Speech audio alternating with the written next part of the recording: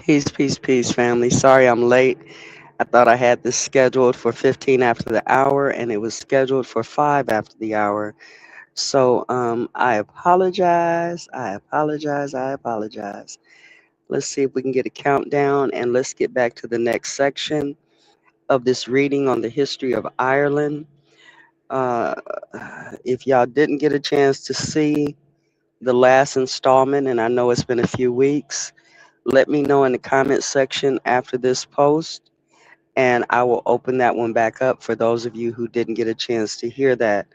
That last chapter, which was entitled Two Nations, brought us right into 1483. I think that was 1494 and the like. I see that is connected to here, even though, some folks left out some details. Everybody wasn't telling the story, and every story wasn't ending up in the same place.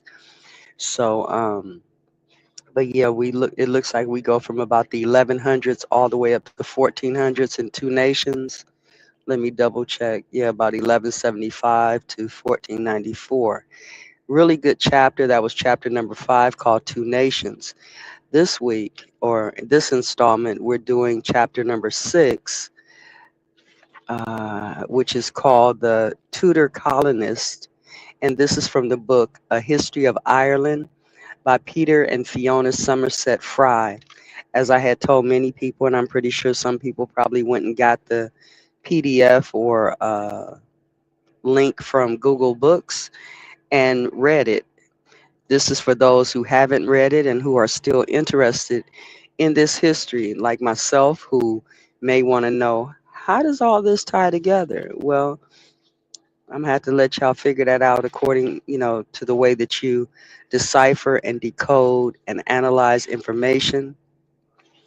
But we just gonna let the book, Peter and Fiona, tell the story as they see fit, and then we'll figure it out in our own personal lives. Welcome to the chat, you guys.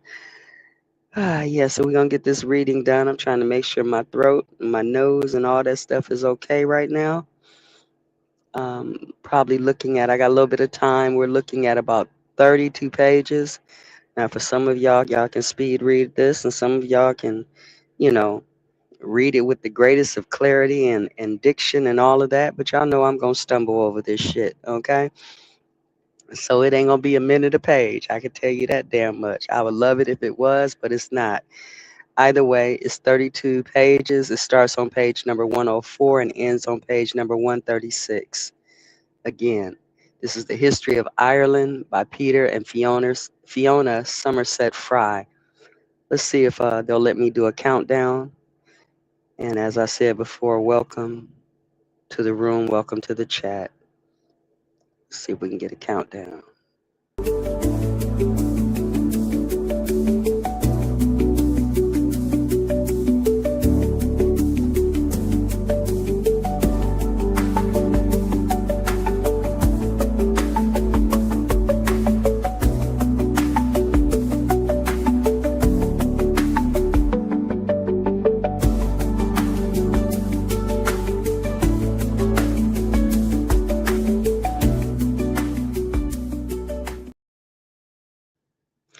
All right, family. Looks like we're in there. The sinuses and all that stuff are cleared.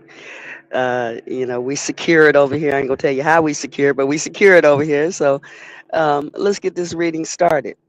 So chapter 6, Tudor colonist, starts with, in England, Henry II arranged a marriage for his eldest son, Arthur, with Catherine of Aragon, the Princess of Spain.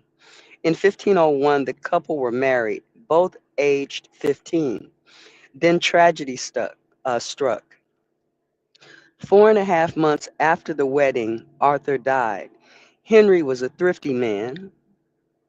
He had spent much time and effort promoting the alliance with Spain, and he did not want them wasted, nor did he want to return Catherine's dowry. We don't even give dowries anymore. It says, so he betrothed the young widow to his second son, who was to become Henry VIII.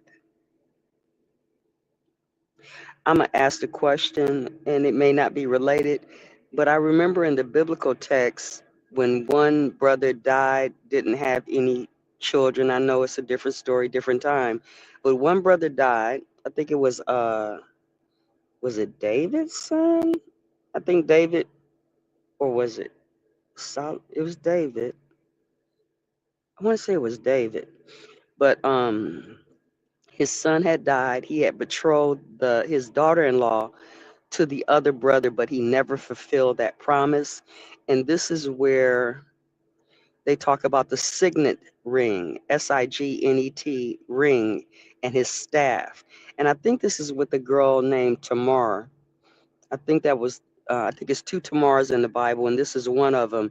And she dressed up as a prostitute and had sex with her father-in-law. Her father-in-law, who was, I believe, David, gave her the signet and the ring as evidence that he would pay for whatever. And when he didn't fulfill said promise, and the men of the town accused her of prostitution in that tradition of what they call Hebrew Israelites. She produced the signet and the ring to show that she was not a prostitute, but a daughter-in-law of the king who had not had the promise fulfilled to her, because apparently the brothers were supposed to take over and help the wives of their deceased brother in the event of his demise. So I'm just looking at that. I'm not saying it's related. I'm just noticing a little similarity there. Okay, one brother dies, and Catherine is going to be betrothed to the other king, Henry VIII. And I don't know what all Henry VIII has done, but I heard he was a bad character. They always talk about him. Looked like he was big, fat, greasy, and boisterous and stuff. But I haven't looked into his history.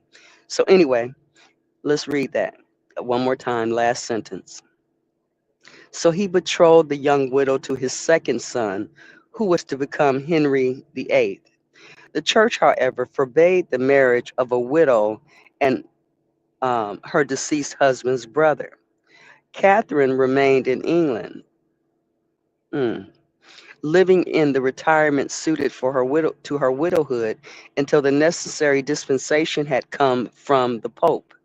Then a few months later, Henry's ascension to the throne in 1509, and he and Catherine were married. For a time, they lived together happily enough. Catherine was pretty and artistic, while Henry was handsome and intelligent.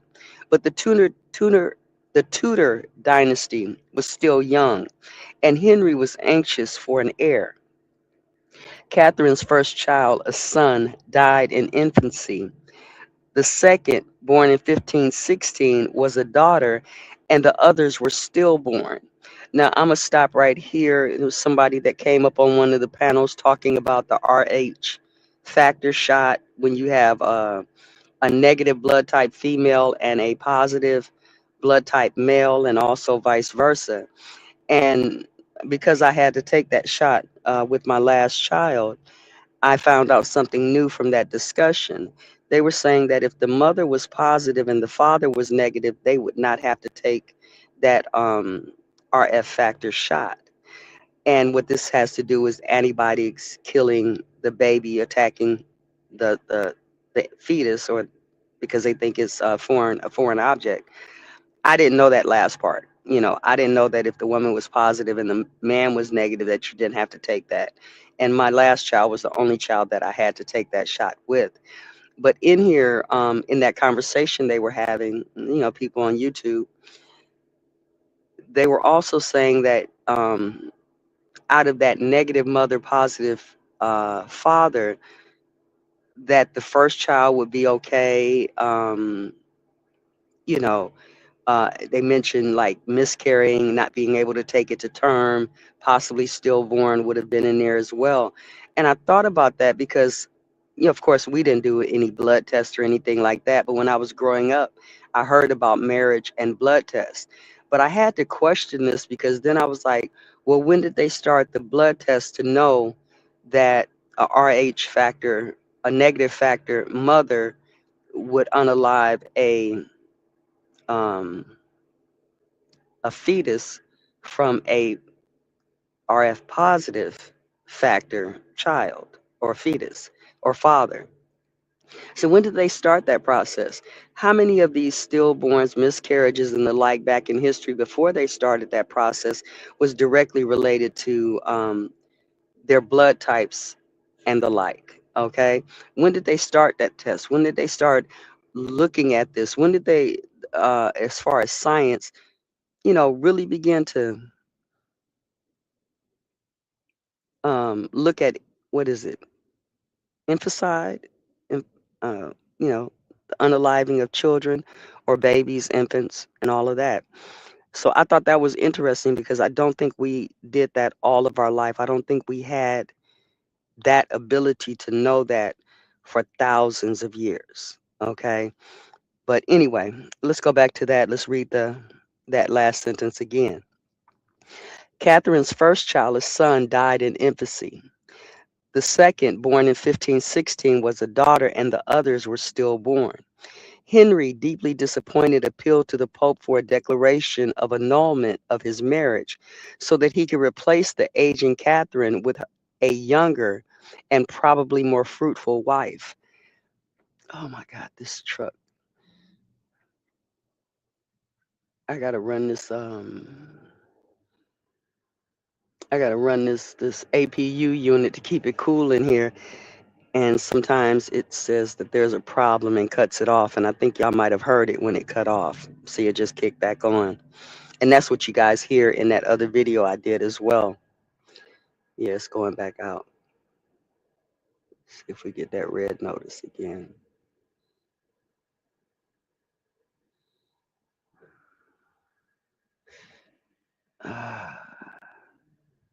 Okay, it's kicking back on. This thing is retarded. Okay, it's going back out. Hold on, let me turn this truck on because it'll get hot in here quickly. Um, I'm not sure. I think it's about 100 degrees out here. Give me just a second, you guys. I apologize for this.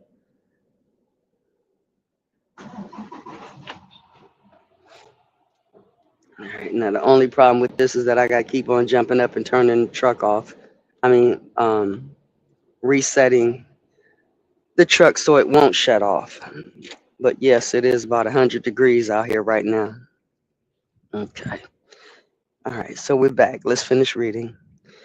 Um, Matter of fact, this story right here, where it's talking about this older woman, I think this is where I came in as far as probably these same dudes. But I remember it was a king who didn't like his older wife. He wanted to get with a younger wife.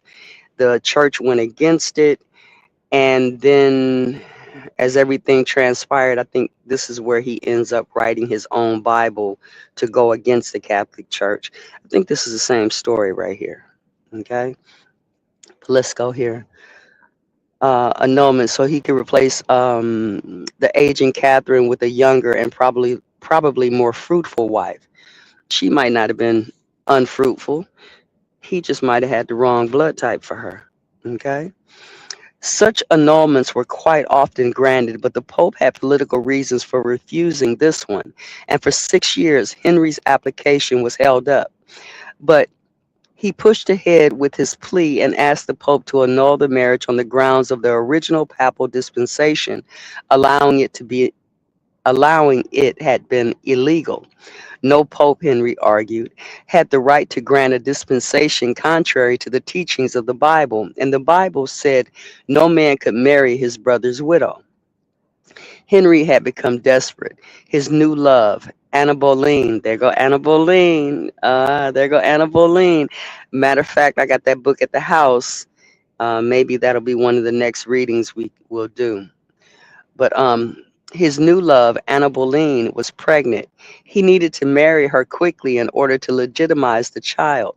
Without such pressure, Henry would have been very unlikely to take a line which attacked the authority of the Pope and savored of a new and powerful heresy, Protestantism.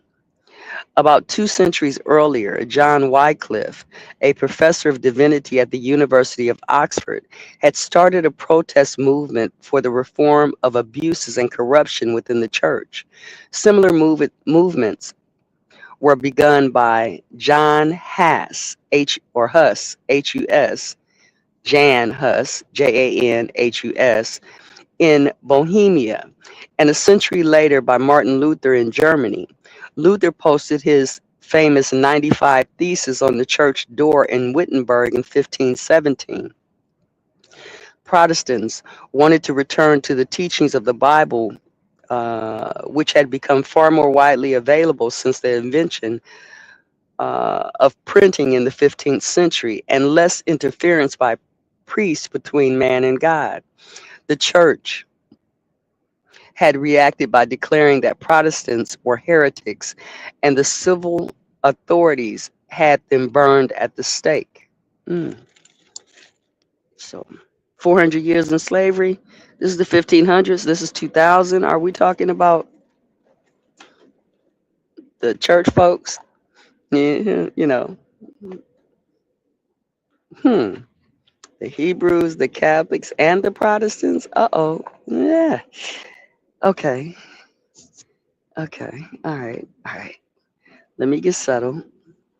You know I'm interested in this, you guys. Again, the church had reacted by declaring that Protestants were heretics and the civil authorities had them burned at the stake. Protestants realized that their only hope was to win Europe's rulers over to their side against the church, and they formulated a doctrine that kings, usually called princes, were set up by God to control the religious as well as the secular aspects of their subjects' lives. They taught, sorry, I don't want y'all to hear my lisp, so give me a second. And if you can't hear me clearly, let me know as well. So let's continue. They taught that it was the duty of the Protestant Christians to obey his prince in everything except, of course, becoming Catholic. Hmm. Okay. Almost can see why they would bring in. I know this is the 1500s, but I can almost see with this conversation here why they would bring in what's the name of this thing called? The Secret Treaty of Verona, where it said that the clergy can ameliorate their own interest. But I think in that document they were talking about the princes as well. Okay. Sorry, I'm trying to make sure this truck don't go off on me.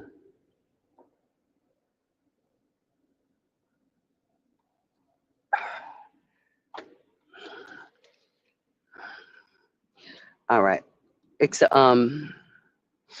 had to obey their prince in everything except, of course, becoming a Catholic. Henry was supremely autocratic. He did not depend for his power on the support of great nobles, as earlier kings had done, nor as his successors would do on Parliament. The officials who served him were wholly dependent on his favor. When he read the treatise entitled The Obedience of a Christian Man by the English Protestant William Tyndale, he commented, quote, "This book is for me and all kings to read," end quote. Almost against his will, he was leading his country into Protestantism. In 1533, he appointed Thomas Cranmer, or Cranmer, Cranmer, a mildly Protestant Cambridge Don, who favored the annulment of his marriage to Catherine, as Archbishop of Canterbury. Cranmer pushed the annulment through and then crowned Anne, whom Henry had secretly married, Queen of England. Anne's child, too, turned out to be a girl, the future Queen Elizabeth I, but there was no going back. In December, 3 months after the birth, hey, you guys, I got to take a break. Seven is not feeling good. Um, Give me a second. I got to put this on loop for a second. She hasn't been feeling good and she needs to go out right now. So give me a second. I'm going to have to, I apologize. I'm going to have to run real quick. So I'm going to put this 30-second loop. No, I'll try to do this one if it'll let me do it. I'll try to put this one on loop and I'll be right back, you guys. Nope, it's not going to let me do that one. All right.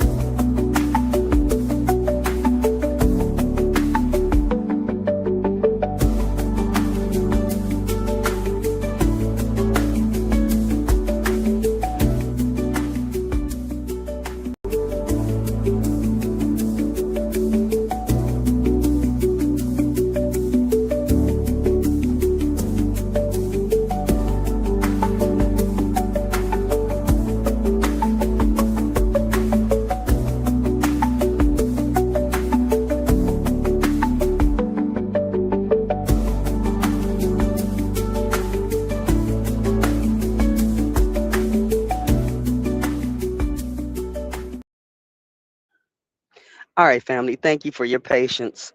Yeah, she's not been feeling good. I fed her something that she shouldn't have been eating, and she's having problems with it. So, all right. So let me get back where I was. Again, I appreciate your patience. Let's see, where were we?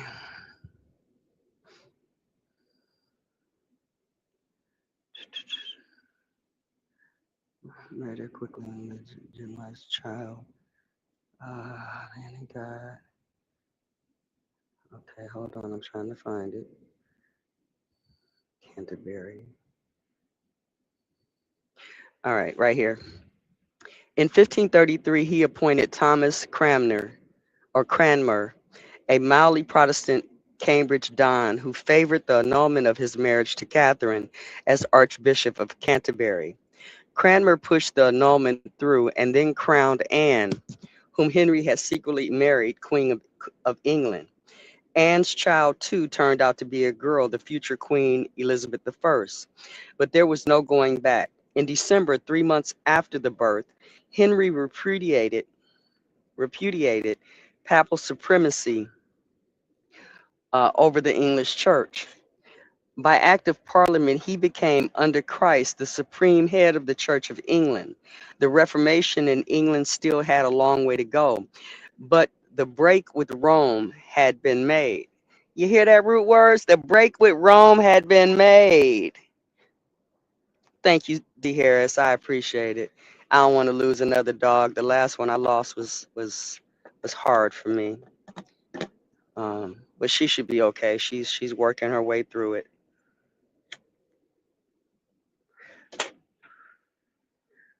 No whiff of Protestantism reached Ireland.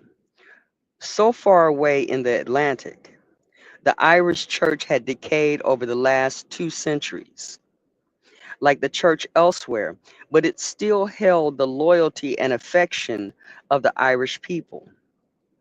Irish bishops, priests, and monks were still likely to be married, not according to the rites of the church, but the ancient Gaelic customs which allowed them concubines. Maybe some folks will start saying that they are really Irish in this shit. But anyway, never mind. Or Gaelic or French. Never mind. Um, their children were illegitimate in the eyes of the church and barred from entering the priesthood unless they could acquire special dispensations. But in the 14th century, the popes, who were very short of funds, began trading eagerly in such dispensations. The Irish church slipped back into the old system of hereditary priesthood, dominated by major ecclesiastical families. The corpse, and I'm going to spell that for you because I've never seen that word, Coarbs, corpse. I'm not sure if it was one in one of the other chapters or not, but I think it was. The corpse were, or who were the heirs and successors of early saints, were more reserving certain benefices for themselves and claiming the revenues of abbeys and bishoprics as their own family property. A 14th century archbishop, let me pause right here, looking at one of the things that related to my family in the history. There was some shit going on in the church, and I'll just say it like that, excuse my language.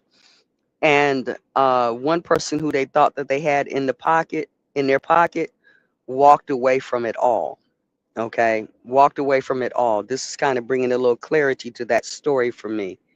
Um, but he walked away from the whole damn church, which meant somebody else came and sat in that seat.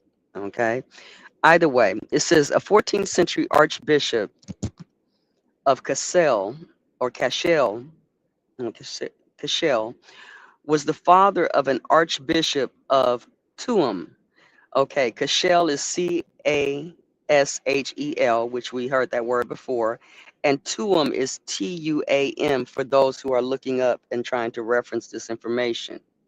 Okay, so he was the father uh, of an archbishop of Tuam, who was the father of a bishop of Elphin, Elphin.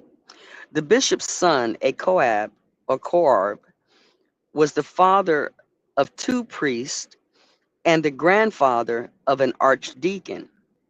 And so it went on, with a married priesthood begetting more priests well into the 17th century. You know, we talking a little history, we talking a little Bible, we talking a little religion. So is that what was it, the second chapter of Genesis of Adam begetting this one and that one and the other one and all that, who begot who?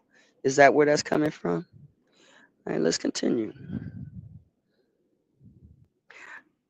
The diocesan and parochial structure had been undermined by poverty and continual war. Some bishops were permanently absent because their dioceses could not support them. Others had no proper cathedrals. Clon Clonmacnoise and Ardagh were both cathedral cities, but in 1517 there were only 12 wretched cabins in Clonmacnoise and 14 in Ardagh. And Ardagh is Ardagh for those referencing, and to remind y'all what Clonmacnoise is, it's Clonmacnoise, Clonmacnoise, okay? Or McNoy, depending on if they say their S's or not. Both cathedrals were in ruins, and at Ardagh, even the altar was in the open air. Prayers were seldom said nor mass celebrated in such places. The lower clergy received scant respect. They were miserably poor, some without rectories, and eked out their tiny incomes by charging exuberantly for baptisms, weddings, and funerals. Does that sound like the Old Testament to you guys? The tabernacle in the wilderness, open air tabernacle, you know, the moving tabernacle, kind of, sort of. and them playing people with the calves and stuff for um, their ceremonial sacrifices and stuff. Let's continue. Pastoral care had always come from the monasteries, the great Cistercian foundations of the older style churches of married monks and laymen. There were centers, um, they were centers of religious devotion, education, and learning, as well as refugees for the poor, the sick, and travelers who stayed overnight in monasteries where there were no inns. Let's pause right there. Speaking of the tabernacle in the biblical text, have you ever looked at the way the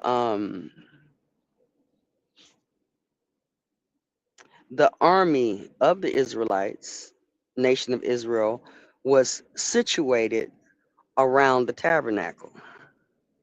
Y'all should look at that. Okay. Um, I think Judah was the ones closest to the entrance gate, and the other 11 tribes were scattered abroad around that tabernacle as they were moving. Okay. But anyway, it says, but by the 15th century, the Cistercian monasteries had almost dwindled away, and their pastoral role had been largely taken over by a great number of small friaries, from each of which a dozen or so friars would go out among the people. The Irish church, whatever its difficulties, had no wish whatsoever to follow the English church out of the papal fold. But Henry was determined, and he took steps to strengthen his position in Ireland. When it said that he didn't want to step out of, they didn't want to step out of the Irish fold, kind of reminds me of what my pastor said about Eve. You know, we got this whole thing about Eve. Mind you, they're married, right? Adam and Eve supposedly married, right? Yeah, bone of my bone, flesh of my flesh. You know, she deceived me and all that shit. And what my pastor has said, and some pastors have concurred with this, is that Eve didn't get kicked out of the garden. She left with her husband. Oops. Let's continue reading. From 1515 onwards, for the next 20 years, the Irish Council sent Henry elaborate and colorful reports on conditions within the Pale, which was by this time a stockade enclosed with a few border crossings. For those of you who don't know what the Pale is, go look at the settlement of the Pale.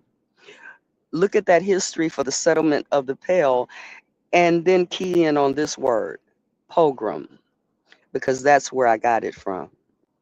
When I talk about the principle, the protocol, the pogrom, because they started out attacking one set of people, and then it just eventually ended up anybody got attacked who was outside the group, if you would, all the way down to what we see now of our cities here in North America being burned. That's part of a pogrom, not program, pogrom. Okay, but look at the settlement of the Pale and see when that was, when it started, who it applied to, and look at the history. Okay, but they call this the conditions within the Pale. They don't use the settlement of the Pale here. Okay, this is 1515 also. So here it says English settlers were depicted as an exploited, half-starved people amongst indistinguishable from the Irish, or almost indistinguishable from the Irish, uh, trembly burdened by the payment of black rents to the chiefs along the border, having the deputies' army quartered on them, and the exaction of the lords of the Pale, which included Cohen and Liberty, Coign, Cohen and Liberty, and maintenance of horses and hounds, and payments toward the Christmas and Easter festivals.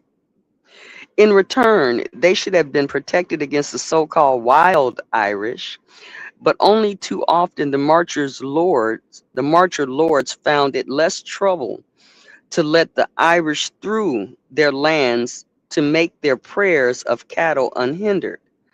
Um, just some reminders that are coming up in this story.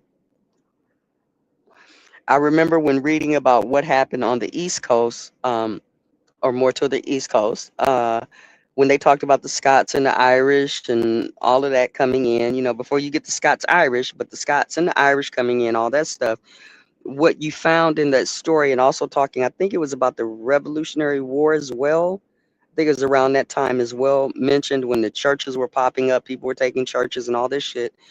That there was a part in there where uh, two factions are at war here in North America. Two factions are at war, and the clergy of one faction wanted to have entrance into their religious area of which was occupied by the opposing army. And what it was the only one that was allowed to cross those lines into enemy territory was the clergy. I had remarked that that's the reason why a lot of our stuff got screwed up, because we allowed the clergy to come through. Now I don't know which side I was on. I can't which side my family was on. I can't tell you that. Okay, I know what I think, but I don't know all the facts of it. But I thought that was always one of the problems, because in many aspects we have given the clergy carte blanche around here. Okay, okay, Wild Savage, give me that title. You can drop that title in the chat if you want to, and the author. All right, appreciate you, darling. All right, so that was something that stood out to me right there. Let's continue to read.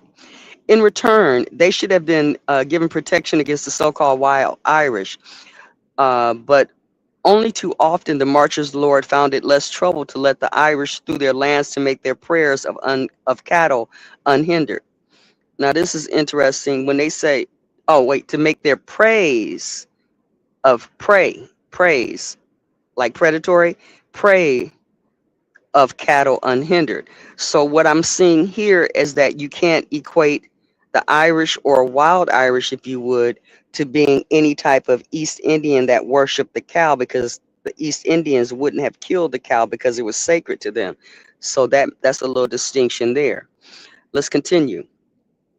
Irish chiefs near the border all employed a professional cow stealer known ironically as the caterer, and boasted that they eat their beef from the English pail.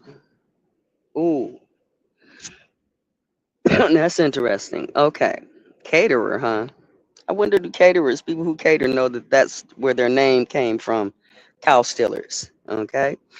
The reports were fundamentally true, though exaggerated. The situation within Nepal had been declining for the best part of a century, but the object of the Irish Council in sending them to Henry was not so much to help the obedient English as to discredit the Anglo-Irish deputy, the ninth Earl of Kildare. And I think they mentioned the ninth Earl of Kildare. I know they mentioned Kildare in the last chapter. Um, Going back to the last chapter on page 101, it says here, no, that was from the House of Kildare. It talked about the seventh Earl who was charged with treason at Drogheda along Desmond, who managed to escape, had a attainder reversed later in the year and was made justiciar and then deputy in 1470. He was inaugurated a dynastic rule which was to last for the next 60 years. So that takes him up to about 1530. It says also in the last chapter, when Kildare died in 1477, he was succeeded as deputy as well as in earldom by his 21-year-old son, Gerard, Gearoid, who came to be known to both Irish and English as Gerard More, Mor, and sometimes the Great Earl. He was mighty in stature, according to the English historian Stanihurst, full of honor and courage. He was quick to anger and equally quick to forgive, generous, commanding, and respectful of religion. He lived in considerable splendor in his castle of Maynooth Maynoth, which was a short ride from Dublin, and hawked and hunted on the plain of Carreg or Carragh, Curragh.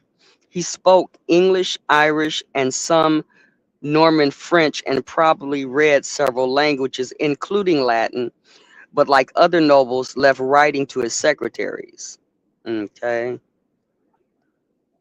Last chapter, it says in 1478, Edward deprived Kildare of his office and sent Lord Grey from London to replace him as deputy. Okay, anything else about Kildare? Edward, who had defeated Desmond, could not defeat Kildare, the great earl, and was confirmed in power, the power of an all but king, which was never again seriously challenged. That was on page 101, from the second paragraph down to the bottom. So that's where Kildare is mentioned there. Okay. To continue, Kildare. Oh, it was going to tell us a little bit about it here anyway. Let's go back. Okay. The reports were fundamentally true. Back to 107.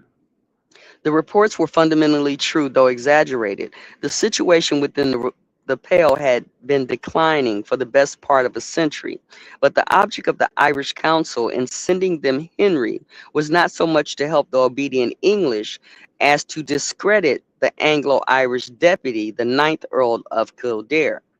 The great Earl, Gerard Moore, had died in 1513 and been succeeded by his son, Gerard Og, okay, Gerard Og, who was equally able and popular. He too had become the deputy, and he was the only man in Ireland with the wealth and family connections to do the job. But his power was too great.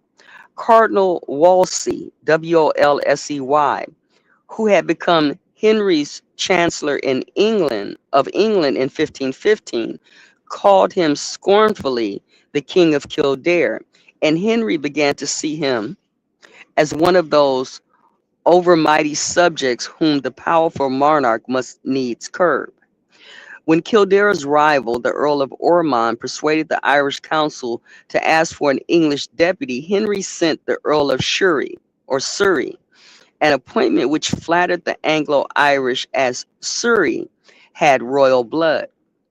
English monarchs could never decide whether to try for a total conquest of Ireland or to divide and rule by playing off one magnet against another. Henry was cruel, the cruelest monarch England ever had.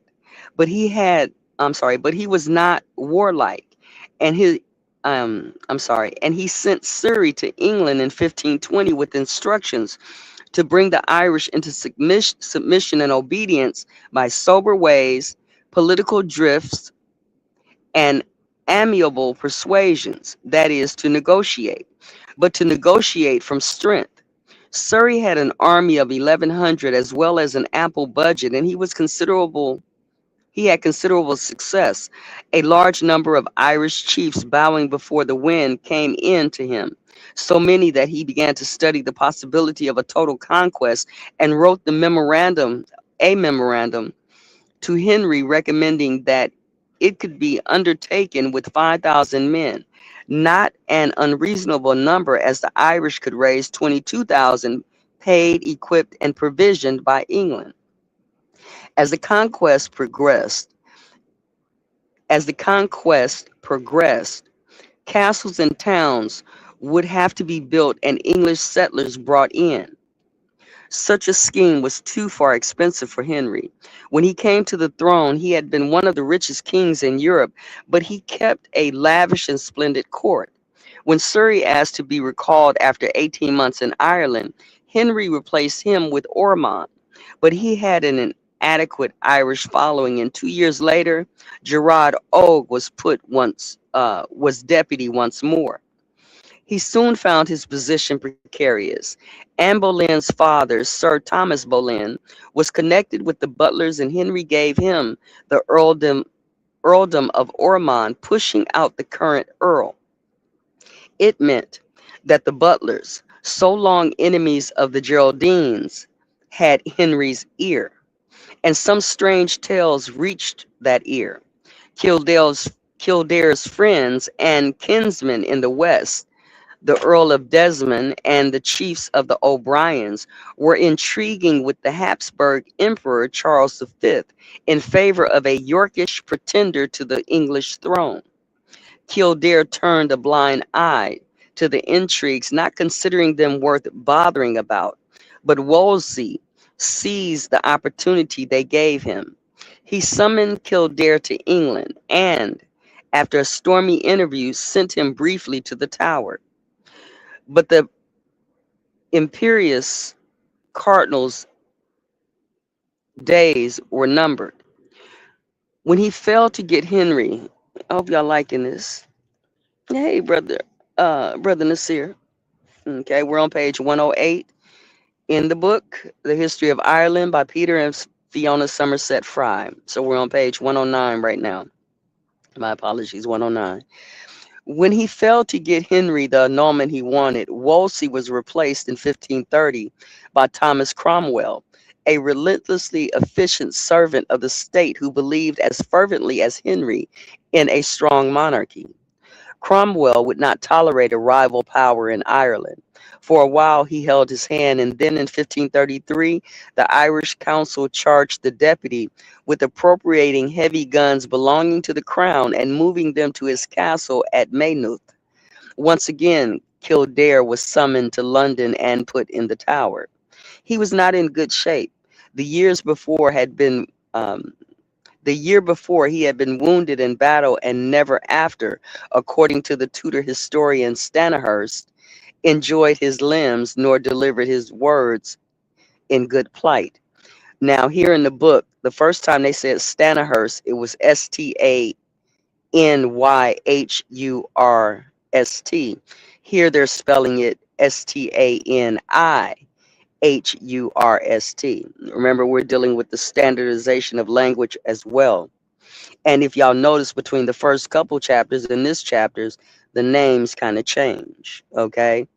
You don't have all them other weird names I was struggling against. They're becoming more Anglicized or anglicized, if you would. Let's continue. But after he left, so he never, the guy said that the Tudor historian Stanihurst said that he never enjoyed his limbs or delivered his words in good plight again after he was wounded, okay?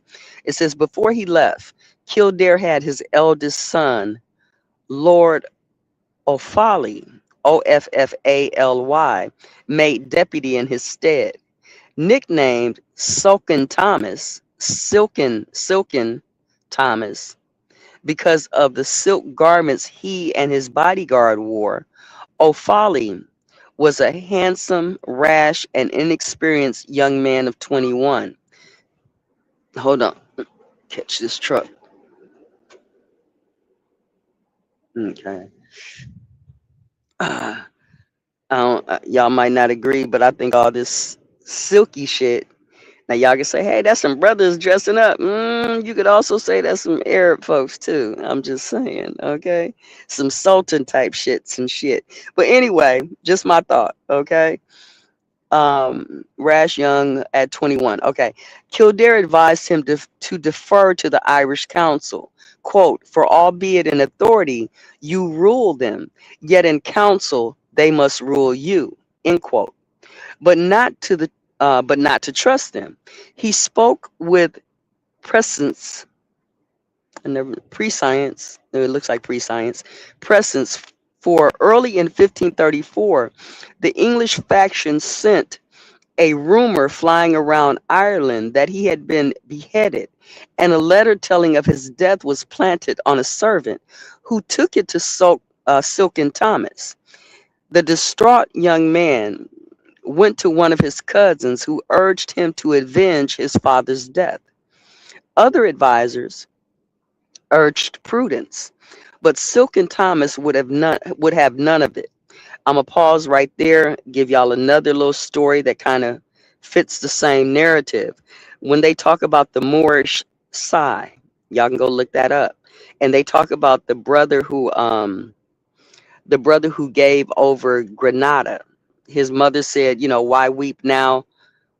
like a boy for land you couldn't keep as a man, for something you couldn't keep as a man. This is the Moorish sigh, Sigh.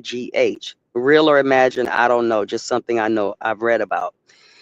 In that story, one of the problems of the story was you had one group that wanted to fight, take it to the hilt, and then you had the guy who ceded Granada who was trying to be more diplomatic. And what we have today is the same illustration in our community. Same type of people. Some want to take it to war. We should have a military and kick all the people out and all of this. And other people wanting to get along with a program to a certain extent that was put in place by our ancestors. We're most of us, if you can agree, you agree. If you don't, you don't. Most of us realize that in this situation we find ourselves in 2026, good, bad, or indifferent, a lot of times we are between a rock and a hard place. Okay, let's continue reading. Other advisors okay, I think I read that. Yeah, okay. Other advisors urged prudence, but Silken Thomas would have none of it. Imp- um, Impetuously, he looked for allies.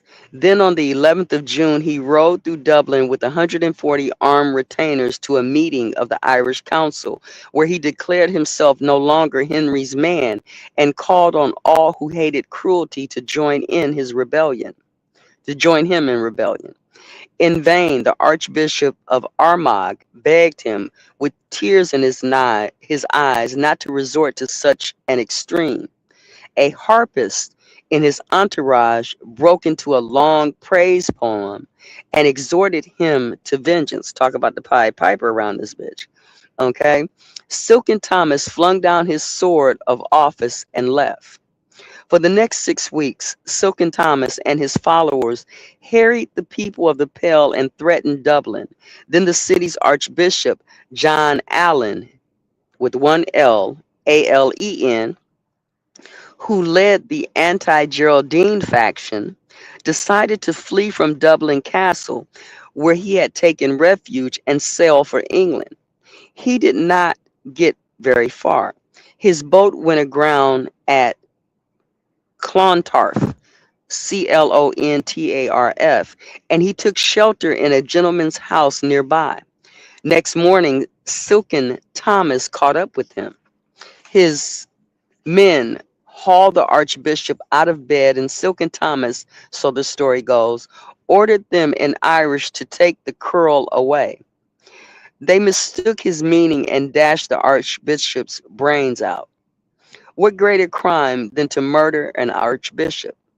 When the news reached the Pope, he excommunicated Silken Thomas, and the church cursed him in dreadful terms, wishing him leprosy and madness, hunger and thirst in this life, and eternal damnation in the next. No house was to shelter him, no Christian to give him succor.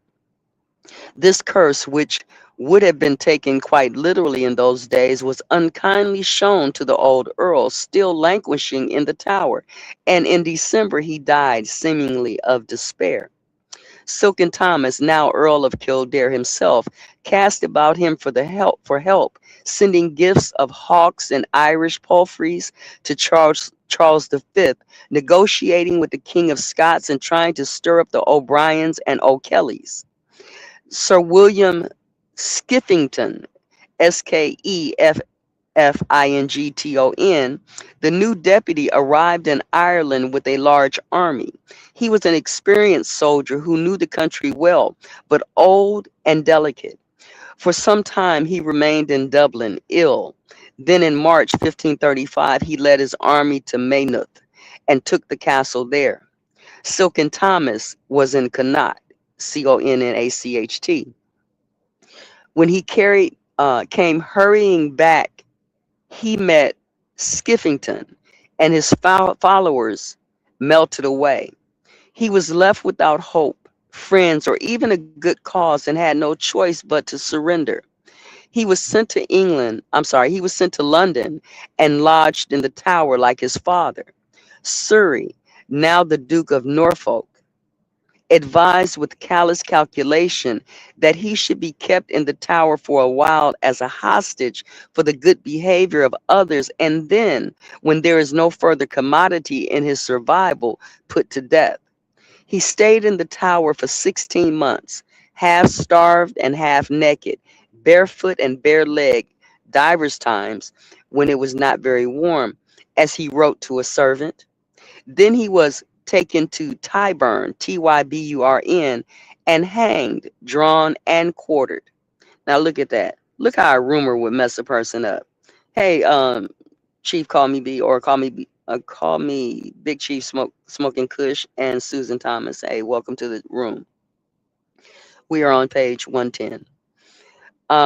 Five other Geraldines, Soken Thomas's uncles, were hanged with him as accessories to the rebellion. They had surrendered on terms and were dishonorably killed. Noblemen from Ireland had no right of protection against the king, as English peers had through their House of Lords.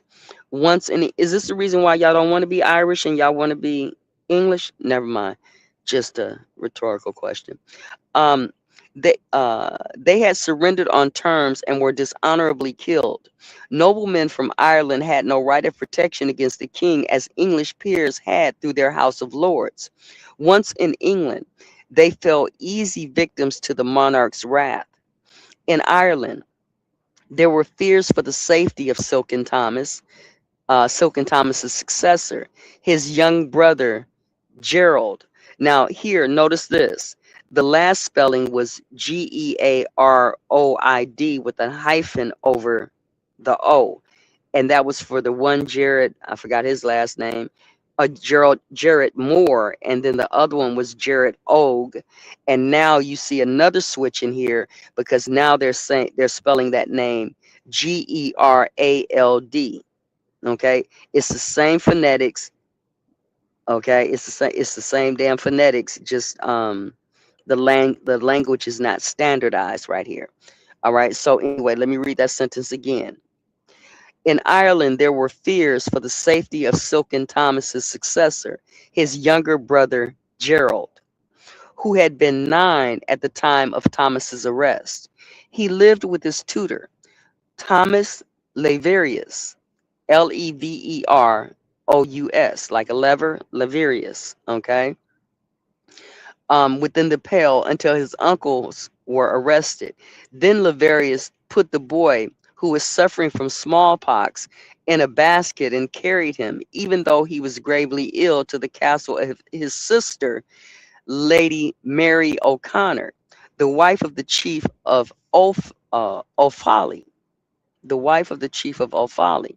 But Offaly was close to the Pale, and as soon as Jared was well enough, he was taken westward to Thomond, Thomond, and the chief of the O'Briens. After a few months, he was passed on to the Earl of Desmond, and then to his aunt, Lady Eleanor McCarthy. Okay. Lady Eleanor was an energetic, strong-minded woman who had and a leading proponent of the Geraldine League. That's a legal term. That's an official term. Geraldine League. Now, I was raised, I'm born in the 60s, and I remember, Flip Wilson playing Geraldine. Was that a slight on this in any way? Oops. Never mind. Let me finish reading. Lady Eleanor was an energetic, strong-minded woman and a leading proponent of the Geraldine League, a combination of Irish and Anglo-Irish families, including the Butlers, determined to save the young Earl. For the sake of her nephew, Lady Eleanor agreed to marry the O'Domnall chief and set out with Gerard, okay, for the wild moorlands untouched by the Englishry of Donegal. Yet, so there's a place where the Moors wasn't at. Anyway, I'm sorry, I digress. I'm sorry, my bad. Um, Yet even there, she had her misgivings. She did not trust her new husband. So she arranged Gerard's flight by sea, wearing only a chiffon shirt of a peasant and occupied by the faithful Levarius. In 1537, the Hope of the Geraldines took ship for France.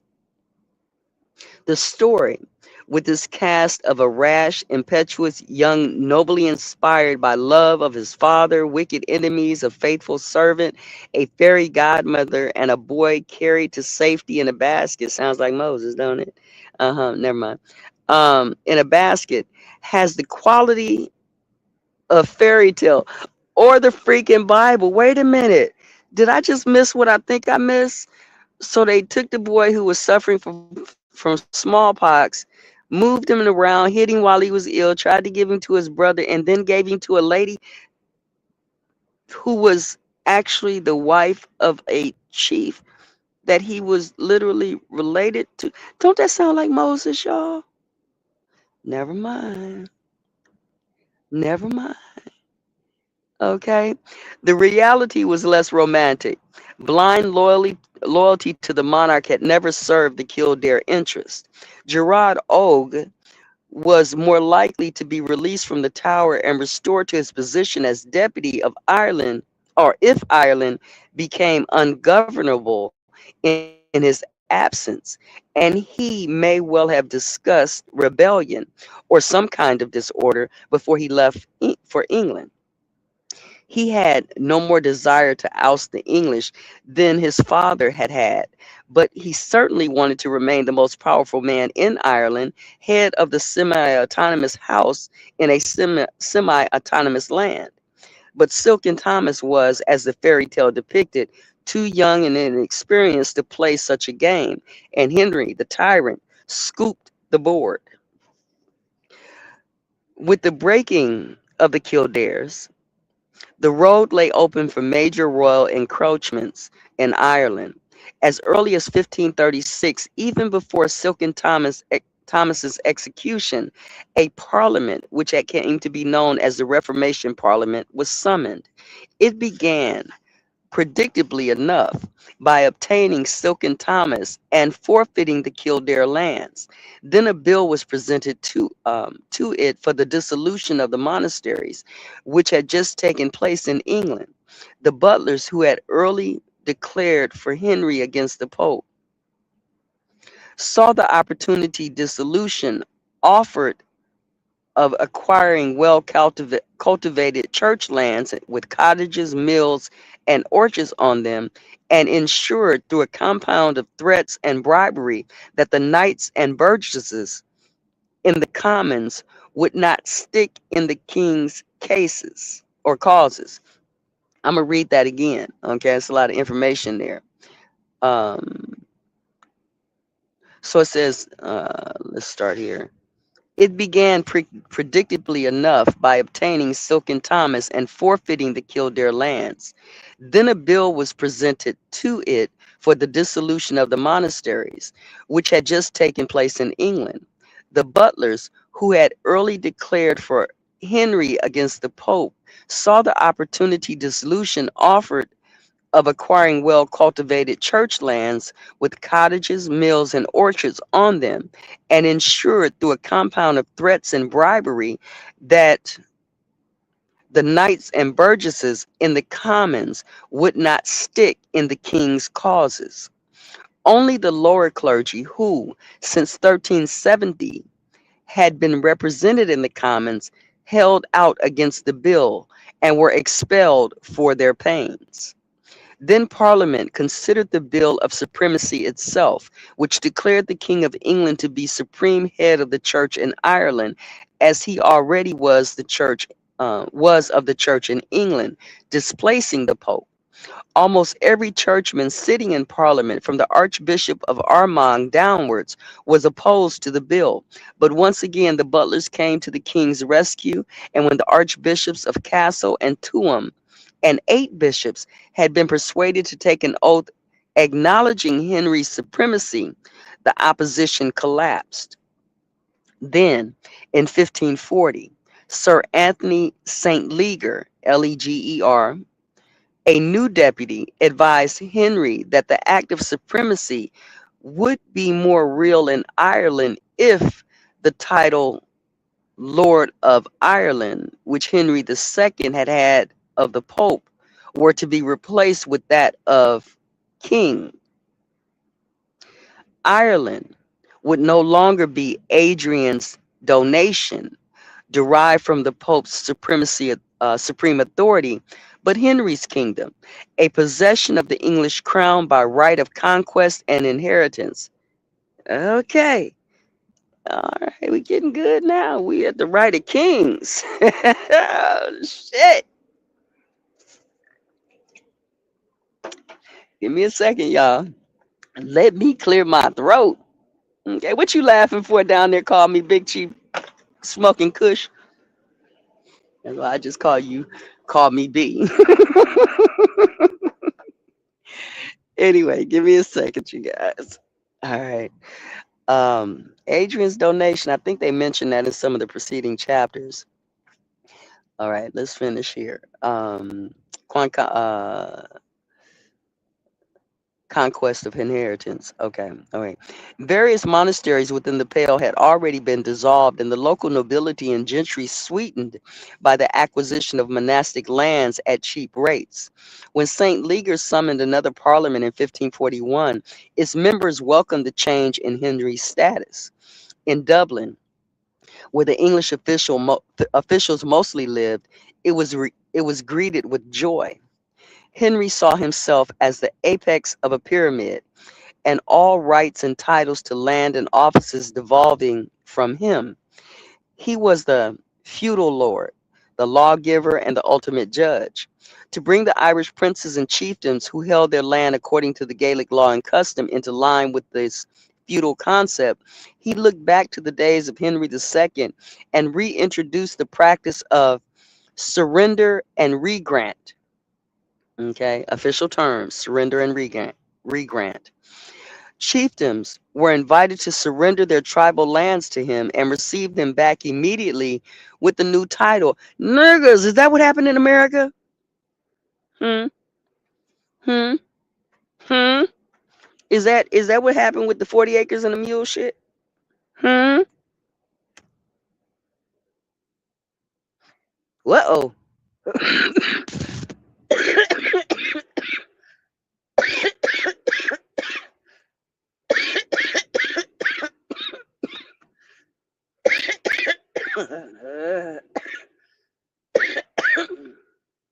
Ooh, had to work that one out. Hold on a second, you guys.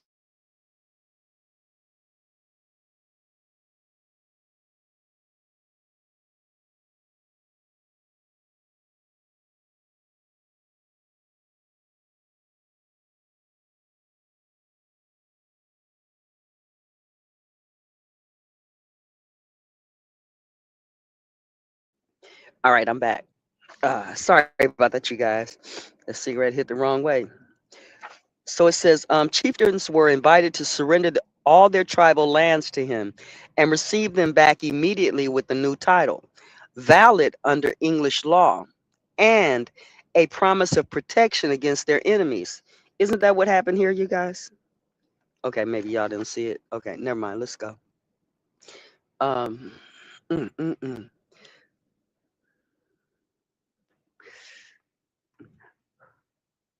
I'm sorry. I got some stuff swirling in my head about this right now. Um, yeah, I'm gonna have to look at that a little bit more. Where is? Okay, never mind. All right, it's interesting right there. Under English law and the promise of protection against their enemies, it did not sound a bad bargain. And in a couple of years, some 40 Irish chieftains had come into St. Leger, made their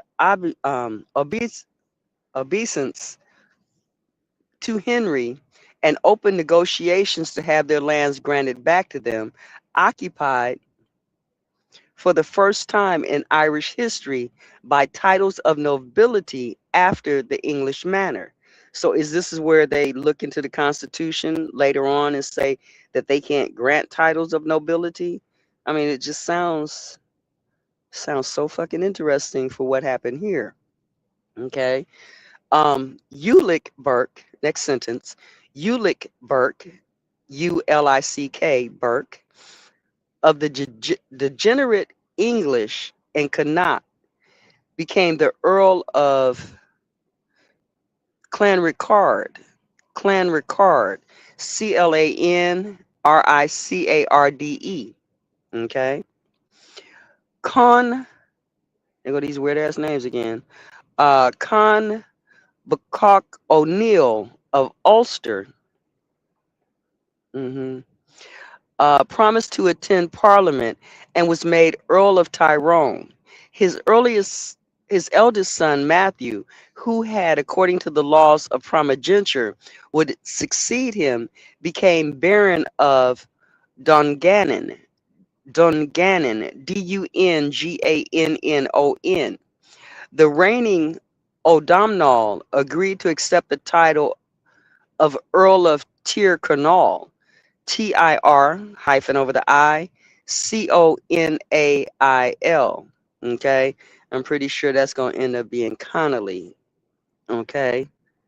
But anyway, so he accepted the title of Earl of Tyrconnell, though it was not actually given to the O'Donnells until 1603, and the chief of the O'Briens, and here they're spelling O'Brien a second way, and the third way is in my head with when they talked about the Lord's proprietors in South Carolina, and they talked about Thomas Boone um, in that same area as I think governor. In there, they talked about uh, Thomas Boone's connection with the Bull family. I can't remember what his first William Bull might have been the name. And in that history of talking about those names, then they go down. You kind of backtrack into the Lincolns, the Boones, and the Bryans, and how they've all been connected for thousands of years. Okay. So when it gives you this second spelling of O'Brien, I'm pretty sure that that's going to move straight out to the other Brian, which is Byran, or a famous preacher out here, BR or Byrant, Bryant. Okay, I'm pretty sure that's going to be all the same shit. Okay, but anyway, let's continue. Let's go back to that sentence. The reigning O'Donnell agreed to accept the title of Earl of Tyrconnell, though it was not actually given to the O'Donnells until 1603, and the chief of the O'Briens became Earl of Thomond and Baron Inchiquin, Inchiquin, his son Baron of Ibracken. Okay, I'm gonna give y'all these spellings. Inchiquin, you know, and see, I saw Inchiquin and said, "Oh, Algonquin." No, never mind. I'm just talking shit. Inchiquin, Inchiquin, okay? And his son was Baron Ibracken, Ibrackin, okay? And I say these names because they're going to change as the spellings change. And if you didn't get in the details, you'll never know how those changes kind of happen over time.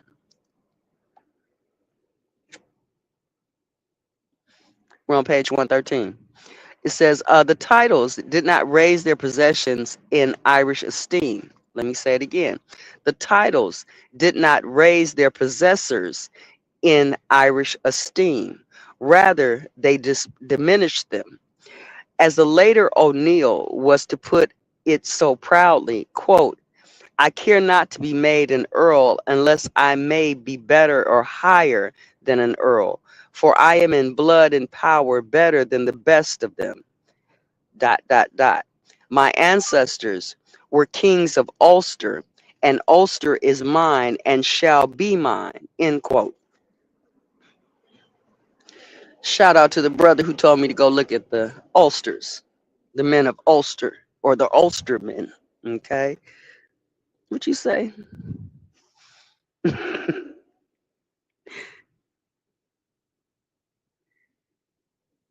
I hear you call me V. I hear you.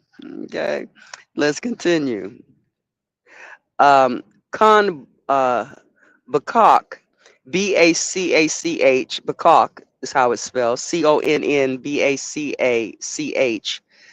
accepted his earldom of Tyrone and swore allegiance to Henry with cynicism. The same year he was promising the Pope he would defend the Catholic religion in Ireland. Irish chiefs thought surrender and regrant was no more than a whim of the English, and that's the official title, capital proper names, surrender and RE-GRANT for those who are researching. So he thought that was a whim of the Irish. They did not realize their regranted lands vested in the crown could be forfeited by the crown. They were used they were used to changing sides frequently. Now they were on the king's side, and now the vagaries of their feuds and alliances blew them the other way. But under the new system, they could find themselves accused of treason and their lands taken from them.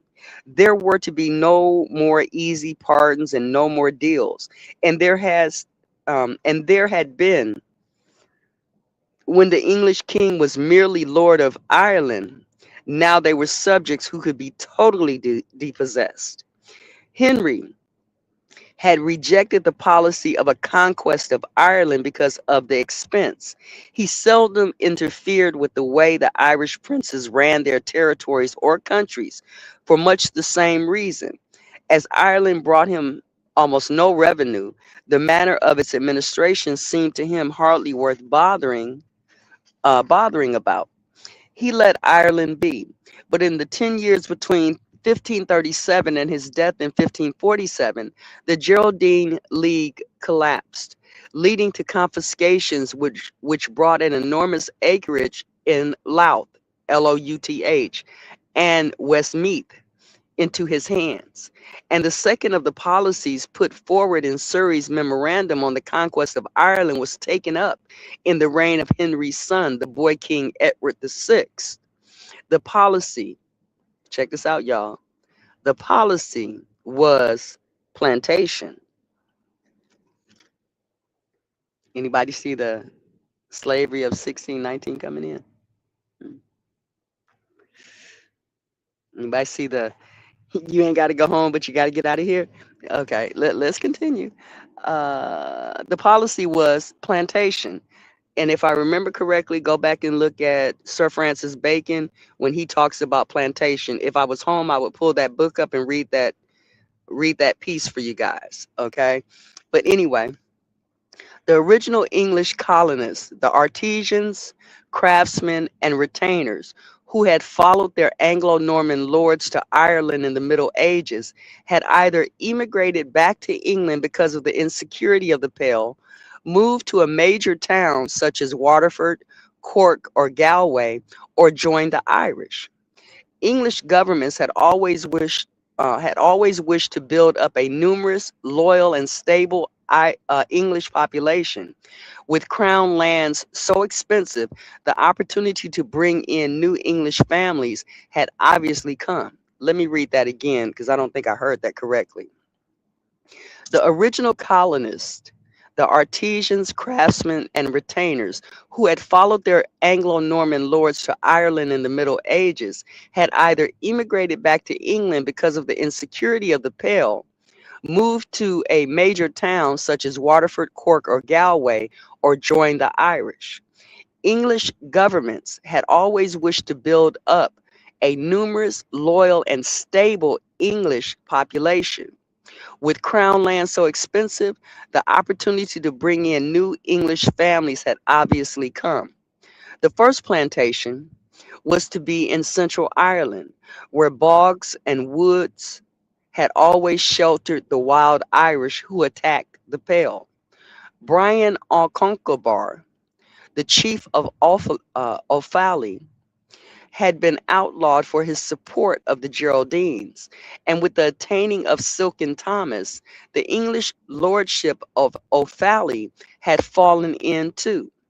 By 1556, elaborate plans had been made for the plantation of Offaly and the neighboring lands of Leix or Les, Leix, Leix, okay, Lee, Lex, whatever.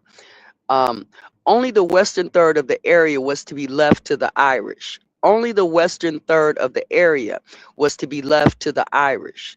The rest it was to be granted to about 160 settlers, Englishmen born either in England or Ireland, who were to build stout, defensible stone houses and, as an equivalent of night service, provided deputy with stated numbers of English men at arms. Planters were not to employ Irishmen born outside of Licks or Offaly, nor Irishmen experienced in arms. They were not to marry among the Irish, nor have any dealings with Irishmen living outside the Pale, and their estates were to be passed on by primogeniture. In the event, 80 separate grants of land were made to three classes of settlers: gentlemen of the Pale, officers and soldiers of the English army, and the loyal Irish. The Earl of Ormond, as the gentleman of the Pale, received 820 acres. Officers and soldiers who had fought against the Geraldine League were generously rewarded, and Owen McHugh O'Dempsey, who had killed Brian O'Conquerbar's successor on the English's behalf, was given 3,302 acres. But other Irish were deprived, and they rose in arms against the injustice of the confiscation and began a prolonged war against the government. The plantation was, and was meant to be, a military occupation by a conquering foreign people who were intended to impose their own culture on the natives. Sound familiar, niggas? Okay, I'm sorry. Naturally, it arose fierce resentment among the Irish. They came out of their fastnesses to burn the planters' farms, drive off their cattle, and cut the throats of any Englishmen they came upon. For 2 generations, the planters struggled with them, winning in pitched battles and losing against guerrillas. Sound familiar? Even over here, the guerrilla fighters in North America. Okay, some people call them the Cherokee. Never mind. Um, or a confederation of such. Okay, never mind. The young Earl of Kildare, who had been educated in Italy, returned, but he never became a power in the land, able to effect a reconciliation, and the planters, like the English of the medieval Pale, began to melt away. By the end of the century, most of the planted lands had reverted to the Irish. There's a reference here, but I'm not going to it, okay? Uh, what year are we talking? 1556, okay, or thereabouts. Henry VI was a delicate boy, and in 1553, when he was 16, he died. His sister Mary succeeded him. She was the daughter of Henry VIII's first wife, the discarded Catherine of Aragon, and a fervent Catholic, eager to restore the Pope as head of the Church of England and Ireland. The Irish bishops and clergy adopted her stance with the wholehearted support of the laity, who had never lost their attachment to the Pope. Then in 1558, Mary died, and her sister Elizabeth came to the throne. Elizabeth I was the daughter of Henry's marriage with Anne Boleyn, for which he had led England away from Rome. Okay, just checking y'all in the chat. Let me try that again. Elizabeth I was the daughter of Henry's marriage with Anne Boleyn, for which he had led England away from Rome, and her sympathies were Protestant. But she had a keen sense of political reality, and she saw the damage that constant changes of religions were doing to her people. She took on the leadership of the church, which her father had bequeathed her, and used it to initiate a policy of tolerance and compromise. In England, the policy worked. A Protestant church, secular in character, with no mass and a married clergy, gave the people a respite from extremes and was by and large accepted. In Ireland, the new arrangement became the source of endless conflict. A brief parliament summoned in 1560 passed two Reformation Acts to impose Protestantism on Anglo Ireland. The use of Cranmer's second book of Common Prayer, I think I had that book, written in English, was made compulsory, and the people directed to attend the Protestant services in English, although they did not understand them, on the pain of recusany. Wait, recussancy fine if they stayed away. The remaining two-thirds of the country was left to the Pope. All over Catholic Europe, as well as in Ireland, Elizabeth was regarded as illegitimate and unlikely to remain for long on the throne she had wrongfully ascended. Catholics were convinced that when the time was ripe, Philip II of Spain and some other powerful Catholic sovereign would unseat her on the Pope's behalf. With her position so weak, she saw a disobedient Ireland as a constant menace to her security. Irish noblemen readily swore allegiance to her and just as readily conspired with Spain or any other foreign power which would help them against their English or even their Irish enemies. Elizabeth could not allow Ireland to become a base of hostile fleets and armies. She always preferred negotiation to battle. England spent very little time openly at war during the 45 years of her reign. Yet Ireland, she eventually decided, must be the object of a total conquest. Mm, mm, mm. The first challenge to Elizabeth's rule came from Ulster, that land beyond the lakes and mountains that the Irish seldom penetrated. Baca O'Neill, the first Earl of Tyrone, named as his heir Matthew, Baron of Dungannon. But Matthew was illegitimate, a child of one Alison Kelly, the wife of a blacksmith in Dundalk, and not recognized by Con as his eldest son until he was 16. Until then, Con's most likely heir had been his eldest legitimate son, Shane. Not surprisingly, the two claimants were soon at loggerheads, and in 1558, Matthew was killed. Cain and Abel? Never mind. The following year, Con Baca died, and Shane had himself elected in the Irish manner as the O'Neill. The young Elizabeth might well have recognized Shane's claim to lead Ulster had not the deputy, the Earl of Sussex, advised her that Shane was too powerful. If the English were to hold the balance of power in Ireland, she should support weaker chieftains.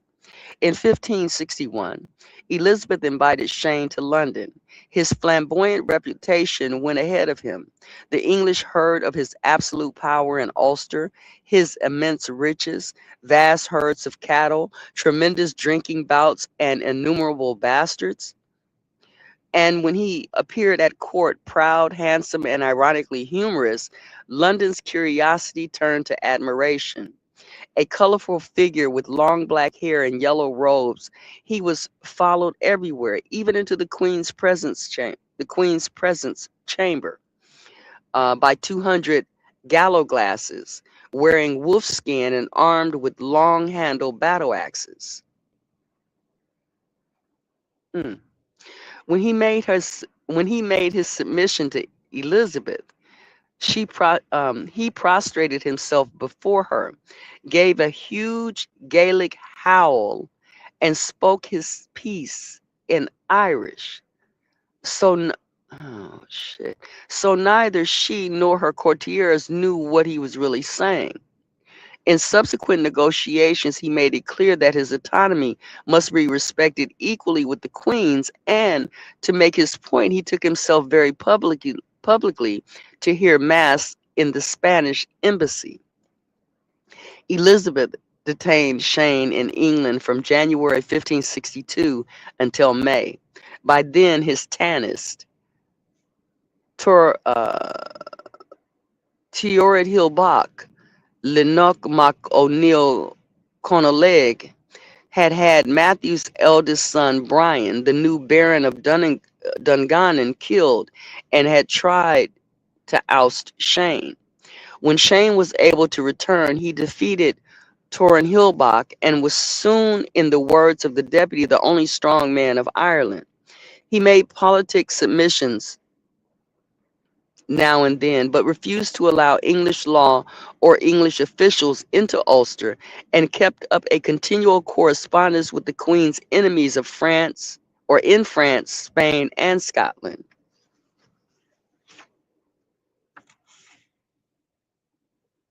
Okay, cross the bridge.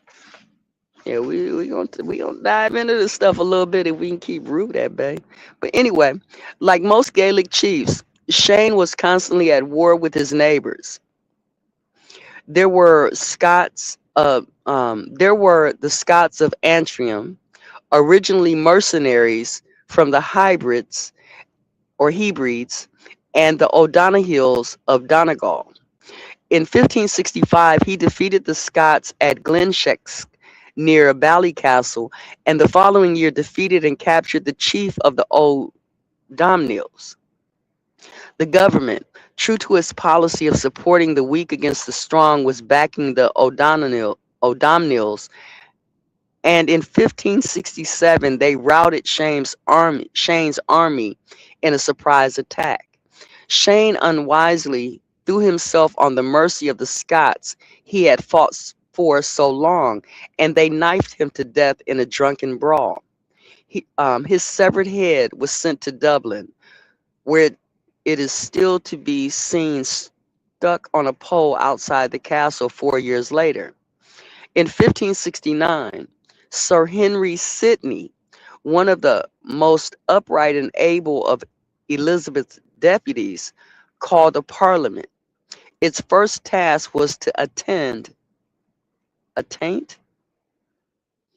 Its first task was to attaint the name of Shane O'Neill and confiscate his lands.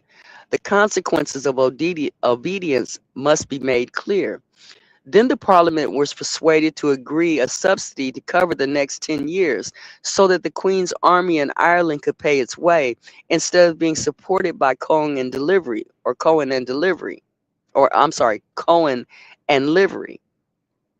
Tenants were to pay money rents instead of giving services.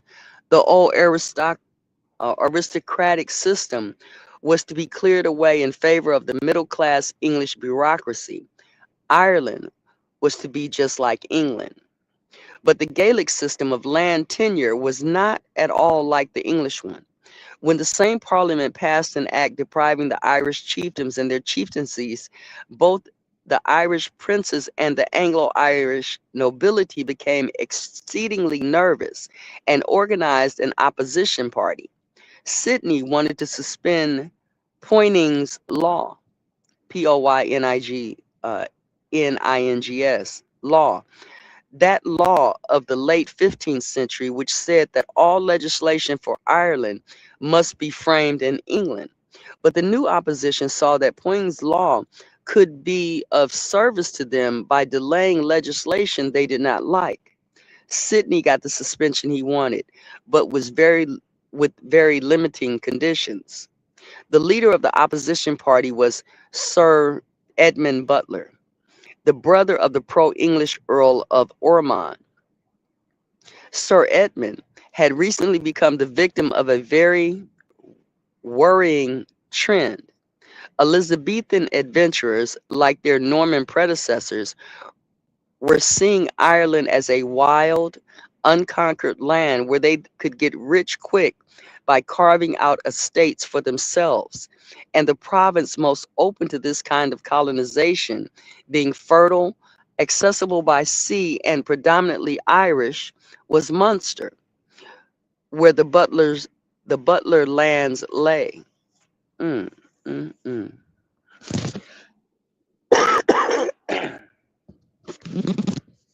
In December 1568, a fortune hunter from Devon, Sir Peter uh, Carey, Carew, had brought a case in an Irish court for possession of the barony of Idrone, Idrone, or Idrone, in County Carlow, which had once belonged to an earlier line of Careys, and won it from the Machada, oh God, uh,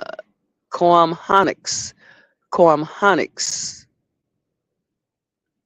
an almost royal Irish house, on the grounds that few of their marriages had been made in the church and their heirs had been in English law illegitimate.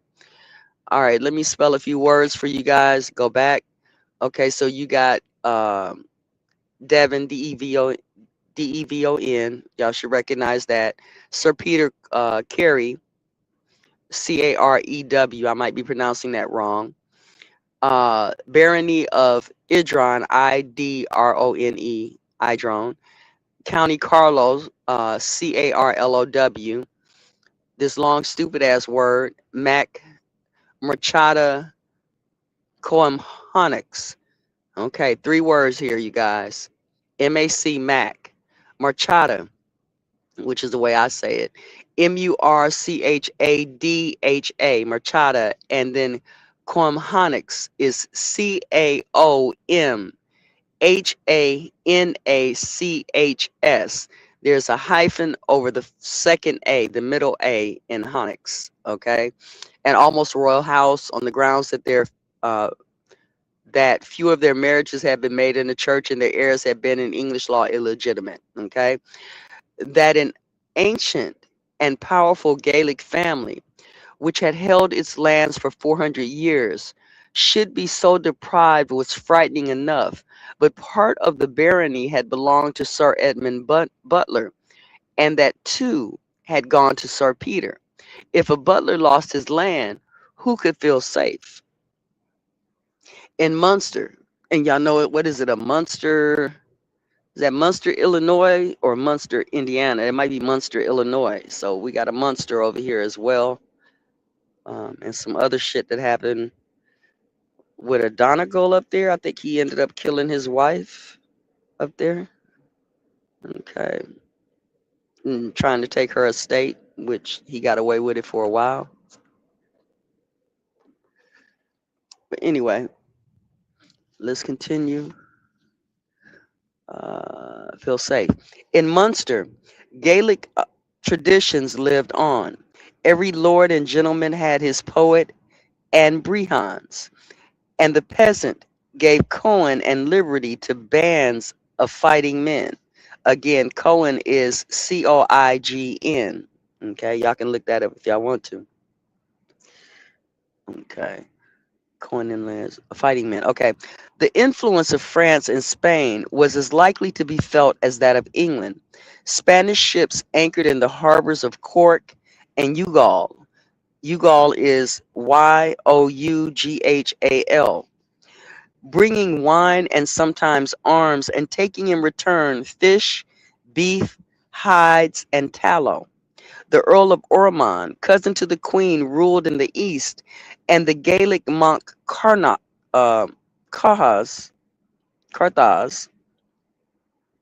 whose chief was now the Earl of Clancarthy in the west. Carnot is going to end up being Carnegie. Okay, I'll spell it and you can assess for yourself. And it says the Gaelic Mac Carna whose chief was now the Earl of Carthy.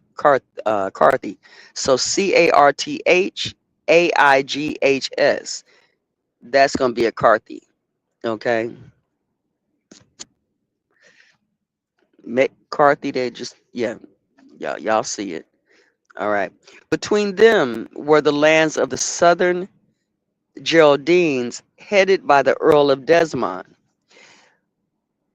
Ever since the execution of the seventh Earl in 1468, the Desmonds had turned their backs on the English and ruled in the Gaelic manner. When the 13th Earl died in 1558, the Desmond Palatinate was stable and contented. By the 14th Earl, Gerard Fitzgerald, I'm sorry, but the 14th Earl, Gerard Fitzgerald, could not maintain that stability. He was weak and fearful and crippled, so crippled that he had to be helped on and off his horse. Hold on. Truck shit. Okay. On and off his horse. He had not been educated properly. His father could have sent him to an English court with the sons of other Irish noblemen to learn the ways of the world and, in particular, of the Tudor monarchy. But the old Earl would not entrust his heir to the English, and Gerard's only ties beyond the Geraldine group were uneasy ones with the Butlers. His wife, who was many years older than he, had been Countess of Ormond. Desmond and Ormond had a long-standing dispute over some land near Clonmel, Clonmel, Clonmel.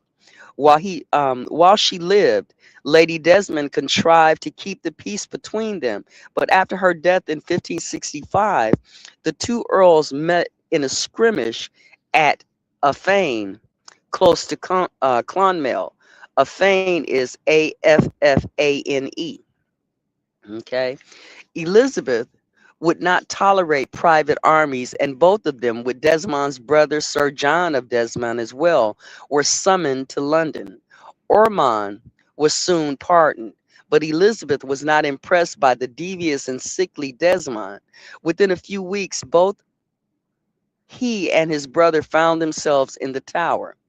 Back in Munster, Desmond's cousin, Sir James Fitzmaurice, called out the Geraldines. They sacked villages and plundered homesteads, aided by Mackinaw Moore, and for a while, Sir Edmund Butler. When Sir Henry Sidney came into Munster with his troops to put the rising down, he found the whole country burned and devastated, and the crops lost, and the people dying in the fields. That's a pogrom, y'all. That's a pogrom. A pogrom is a massacre for the most part. Short version. Um, Fitzmaurice had the hot blood and thirst for action, and his cousin I'm sorry. Fitzmaurice had the hot blood and thirst for action that his cousin Desmond lacked, and he was fervently religious. He wanted to lead the Catholic crusade to drive the Protestant English out of Munster. When in 1570 the Pope excommunicated Elizabeth and released her subjects from the duty of obeying her, Fitzmaurice, like many others of the Irish nobility, felt the time for action had come. He had spent many years on the continent, visiting the courts of France and Spain, as well as the Vatican, to raise support for for Catholic Ireland. In 1571, he asked Philip II of Spain to send a Spanish priest to rule in Ireland, and another Geraldine, Maurice Fitzgibbon, Archbishop of Cashel, urged Philip to take military action. But Philip remembered that 40 years earlier, his father, the Emperor Charles V, had investigated the Irish situation and decided that the Desmonds could not be maintained against the Tudor monarchy. Philip doubted if much had changed. England would not give up her Atlantic possession without a struggle, and Ireland was too poor to yield Spain any worthwhile revenue. Uh-oh. What's their Atlantic possession? Oops. Oops. Where my pen at? Because we just fold that page back. Hold on, let me find my pen because I need to mark that little paragraph right there.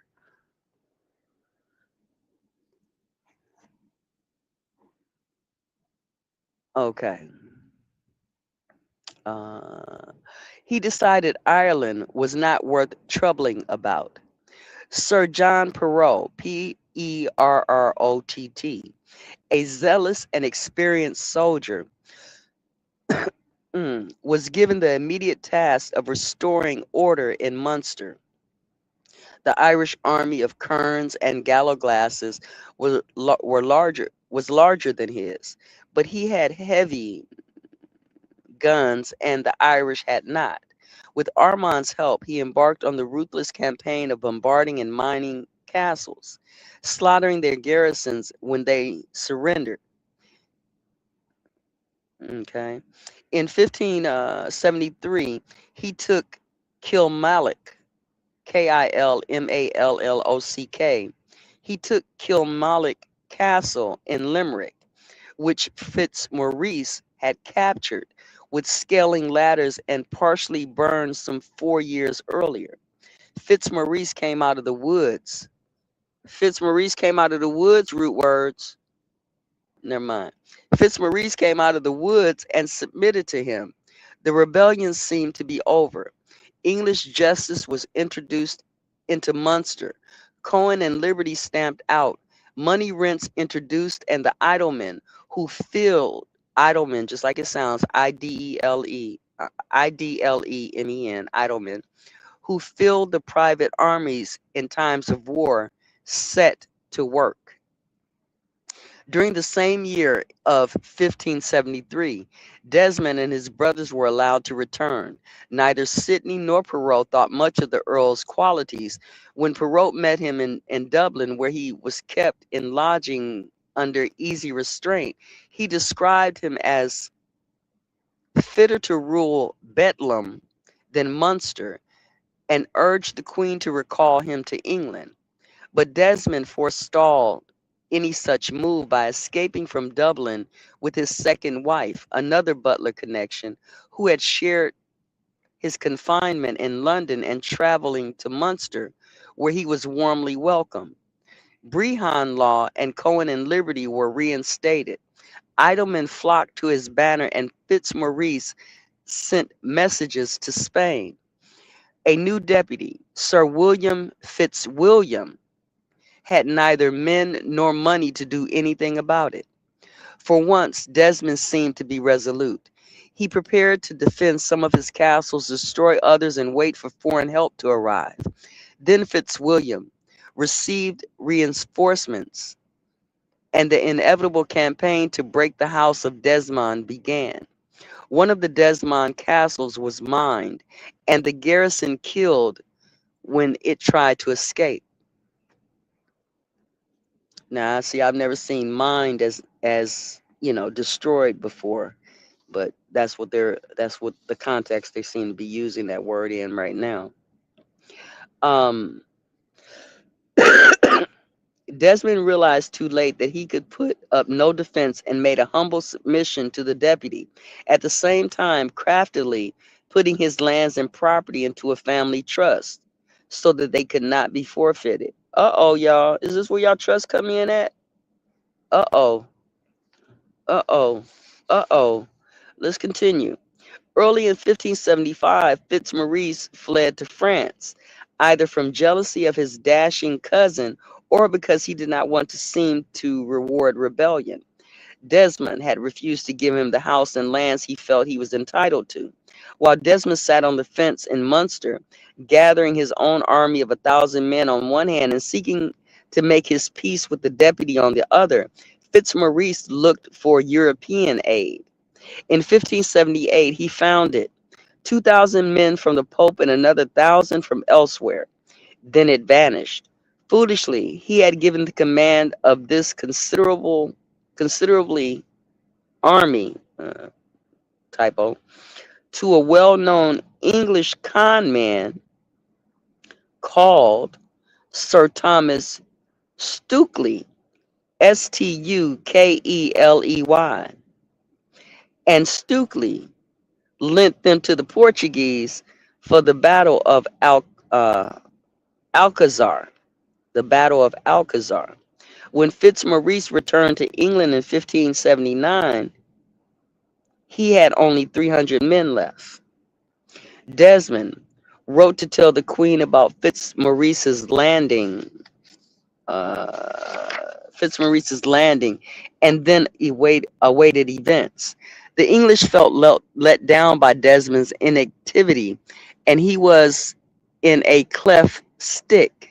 The spirited Fitzmaurice had appealed to Irish Catholicism, and Desmond would have been without a following if he preferred the Protestant English. But if he backed Fitzmaurice, the rebellion succeeded. He might be disposed in his cousin's favor, a Gaelic election supplanting the law of primogeniture, which had given him his earldom. The cautious and unattractive Desmond might find himself replaced by the fury and charisma of Fitzmaurice. Let me make sure I didn't miss a page there. Okay. Desmond was still hesitating when, a month after landing at Dingle, Fitzmaurice was killed in a scrimmage. One reason for Desmond's continual loyalty to the English had gone. The gentry in Munster and even the Pale were rising, but still Desmond held aloof. Then, a year after Fitzmaurice's landing, a force of 700 Spaniards and Italians landed in Dingle and took over the castle called Dún an Ur, or Fort of Gold. And Ur is not UA like we would see it on the chemistry chart. It's OIR. Gold is OIR with the hyphen over the O. Okay. So I guess phonetically we're looking at a possible diphthong here where the OI translates to the letter U. Okay. To make it consistent with the table, the chemistry table of elements. But anyway, after desperate pleas from the deputy to the Queen, Perrault was sent as an admiral with 4 ships and 2,000 men. Rebel castles were once again stormed, including Dun an Ur. When the Spaniards and Italians surrendered and came out, their officers were taken prisoner. To earn the English ransom money and the rest, some 600 men mercilessly put to the sword. Indecisive as ever, Desmond met Ormond and was given terms. He was to surrender certain castles and, far more difficult, his rebellious brothers, Sir John and Sir James, who had recently murdered 2 prominent and well-liked English officials. Is this the John and James of the Bible when Jesus was walking around? Oops. My bad. Okay, let's continue. Desmond could not do it all. His brother would certainly have been hanged, and what kind of a following would he have had after that? Miserably, he gave his son, Lord Jarrett, Garrett, different spelling.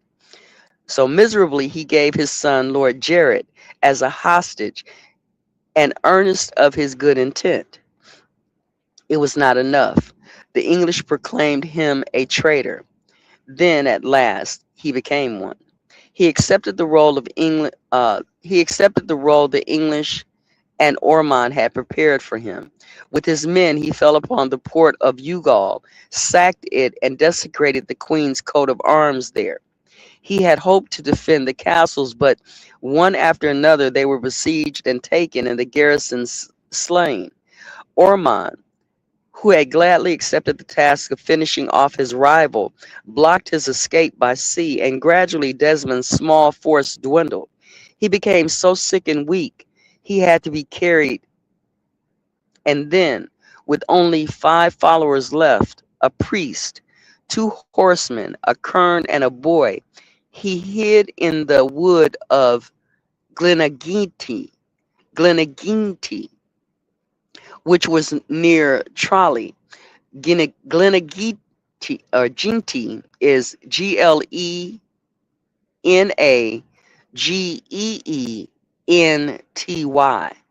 Glenaginty, which was near Tralles, Tralee.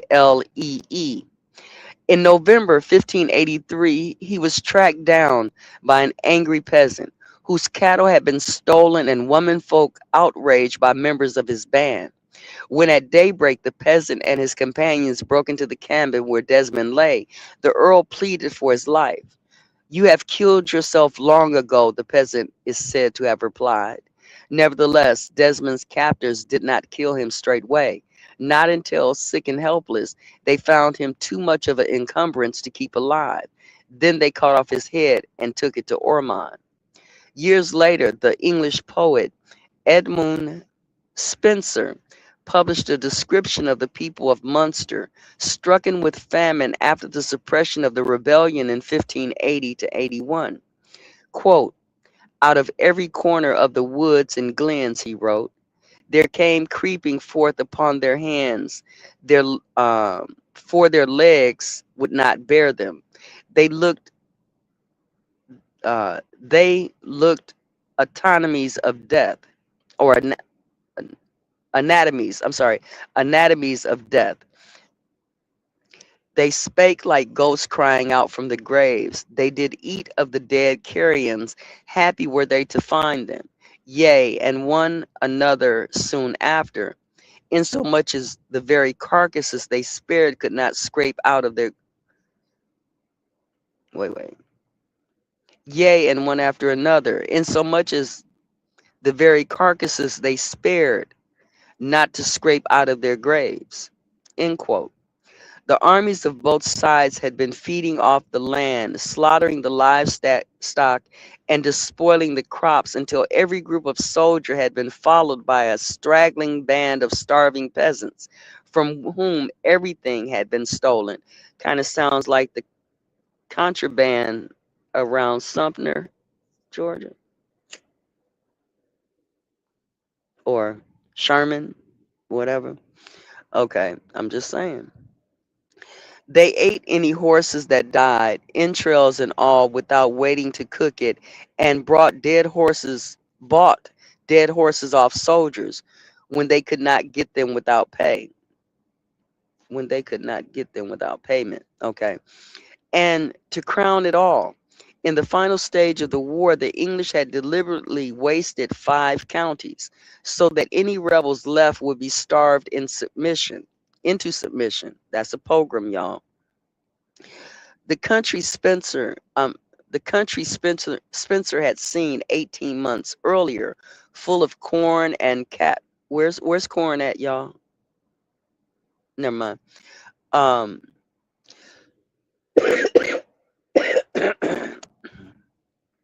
the county Spencer had seen 18 months later, full of corn and cattle, had become a burned and depopulated wasteland.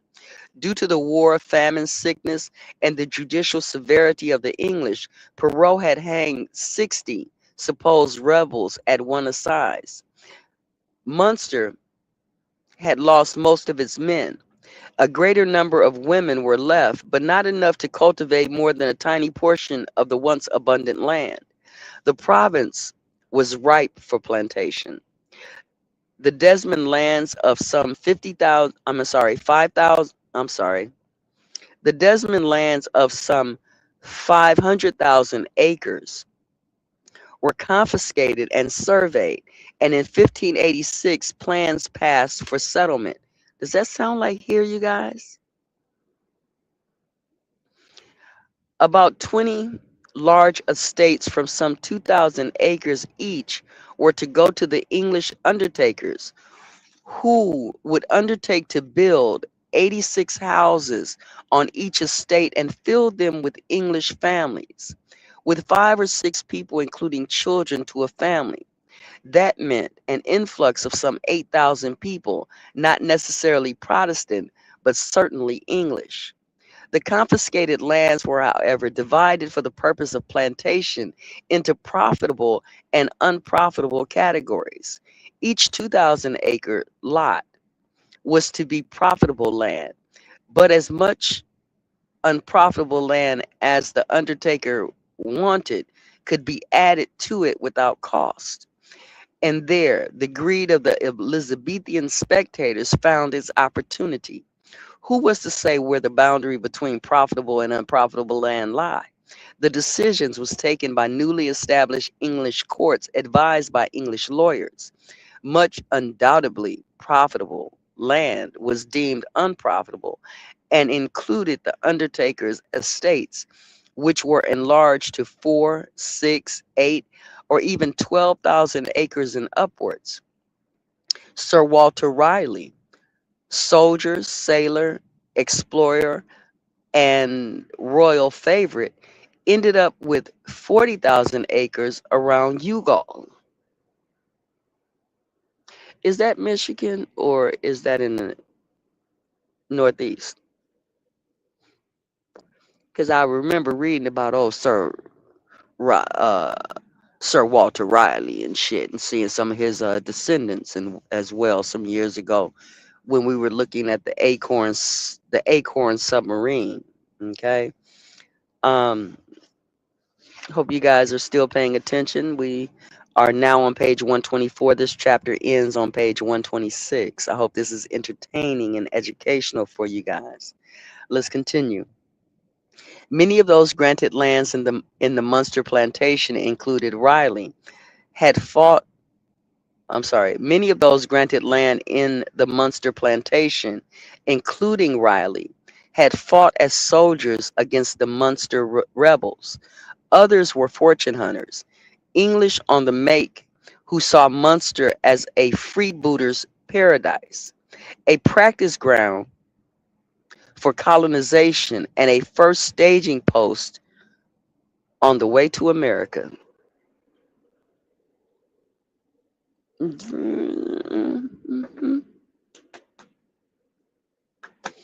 I'm sorry, where's the slaves at? Because apparently slavery ain't started in America yet.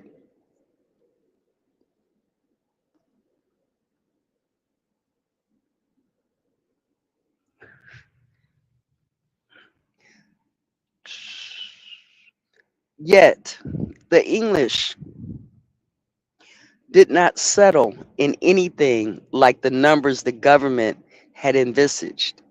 On some 30, of some 30 who became undertakers, no more than 13 were actually living on their estates in 1592, and only 245 English families, about 1,300 people, had been brought over and planted.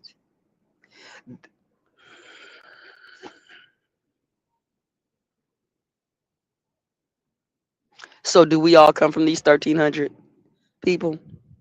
Is that what y'all trying to tell us? When y'all run out here talking about, they black Europeans. Is that what y'all trying to tell us? Huh? Let's continue. 245 English families, about 1,300 people, had been brought over and planted.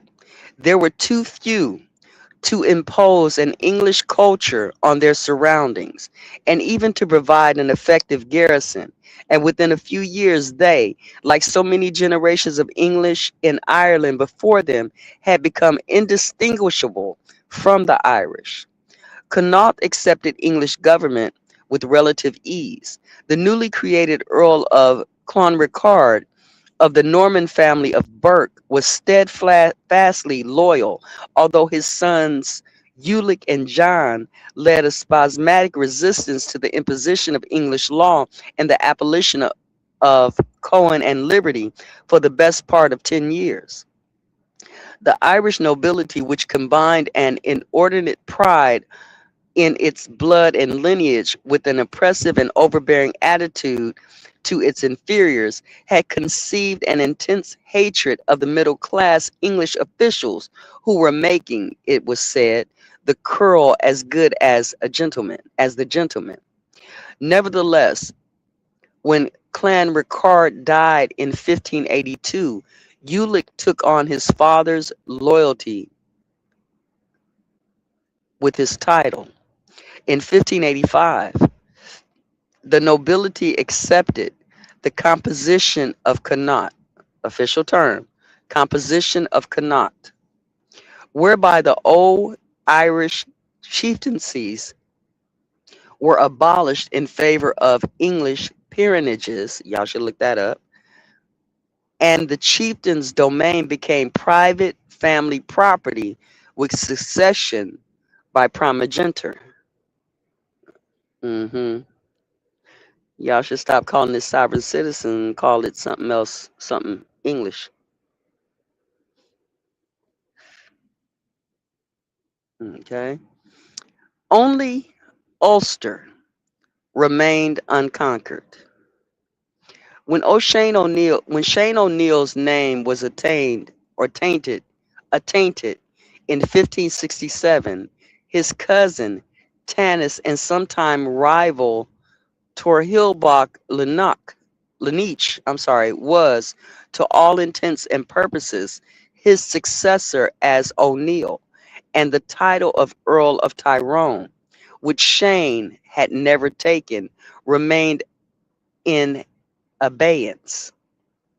Hugh, the second son of the murdered Matthew, Baron of Dungannon, a short, red-haired boy of 9, had been taken to England in 1559 by Sir Henry Sidney to be educated at his own highly cultured home in Kent. When Hugh's elder brother Brian was murdered in 1562, he became the third Baron of Dungannon. Hold on, you guys.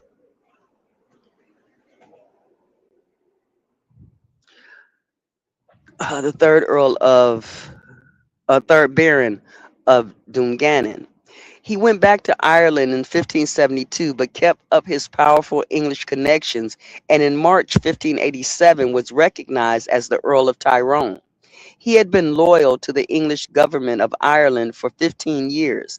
He had sat in Parliament and dutifully shared the rule of Ulster with Tonhilbach, or Tornhilbach,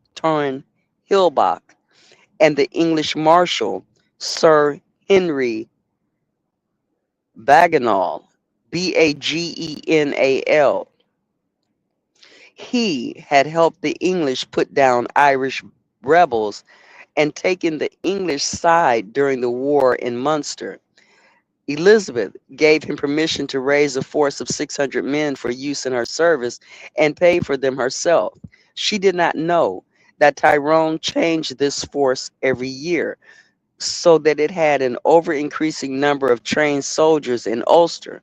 Nor did she know that little by little he was accustoming his peasants to the use of guns.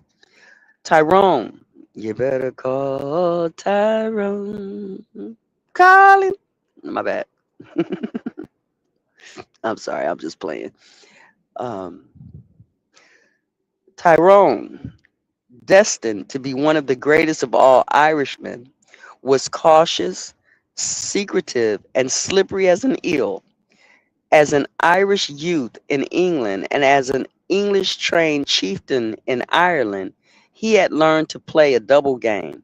He was friendly, charming, and apparently emotional, being given to bouts of weeping, doggedly brave, yet prudent. He took decisions slowly, and when he had made them, waited. Elizabeth had already encouraged adventurers to enter Ulster. In 1572, she had backed Sir Thomas Smith, a classical scholar well versed in Roman accounts of colonization, when he tried to establish a settlement of English gentry and Irish peasants on the Arns, Peninsula near Belfast, and in the following year she had granted the whole of Antrim to the Earl of Essex in order for the share of its profits. An an arrangement Sidney found shocking. So we didn't heard Sussex, and we didn't heard Norfolk, and we also have heard Essex. That's interesting here, okay? And we are not at the Norman Conquest, but after the Norman Conquest. This is interesting for me. Okay. All right, where are we at?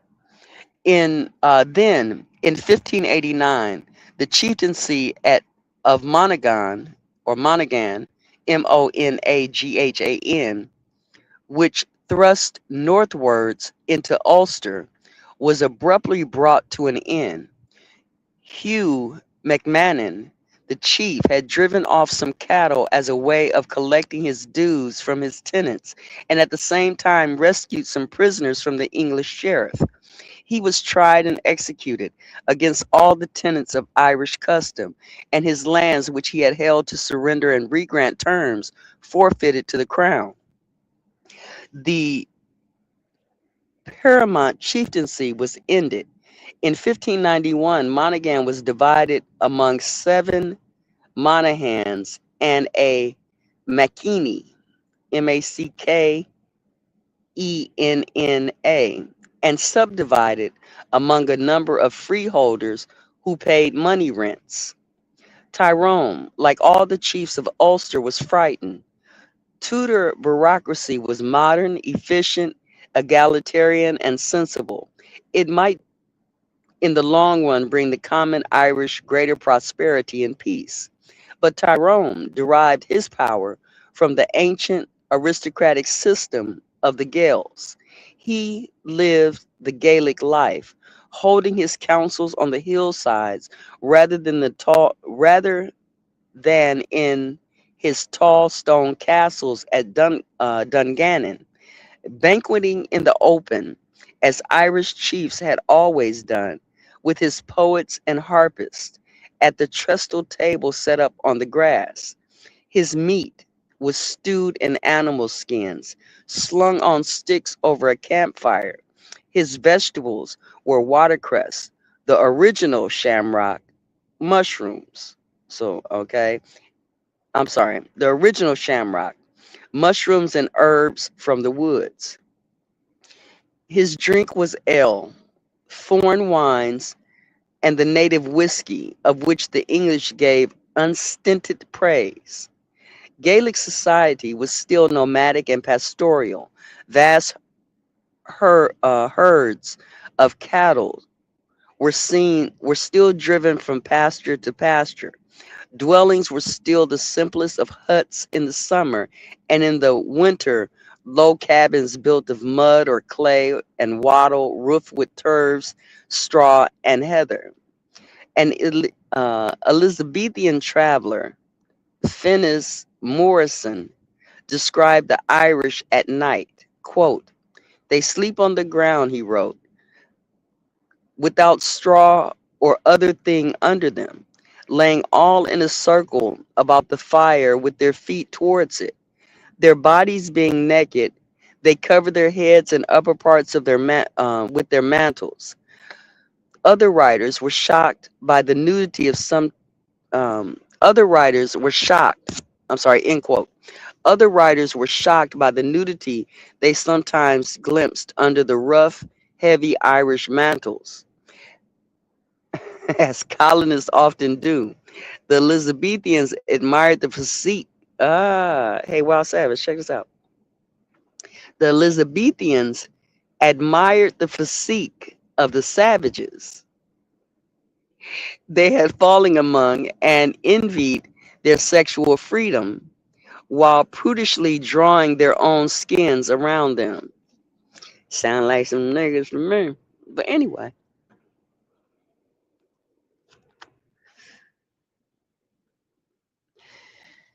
let's continue.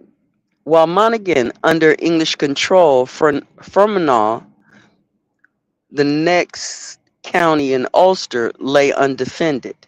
The chief, Hugh Maguire, paid the English 30 cows not to put in a sheriff.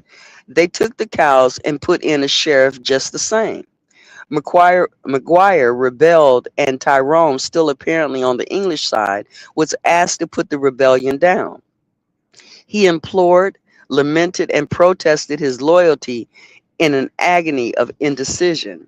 He did not want war, but for years he had known he might not be able to avoid it. In 1586, his forces had numbered 1,160 horses and 5,780 foot. In 1592, he had 2,398 horse and 15,130 foot, enormous numbers for those days.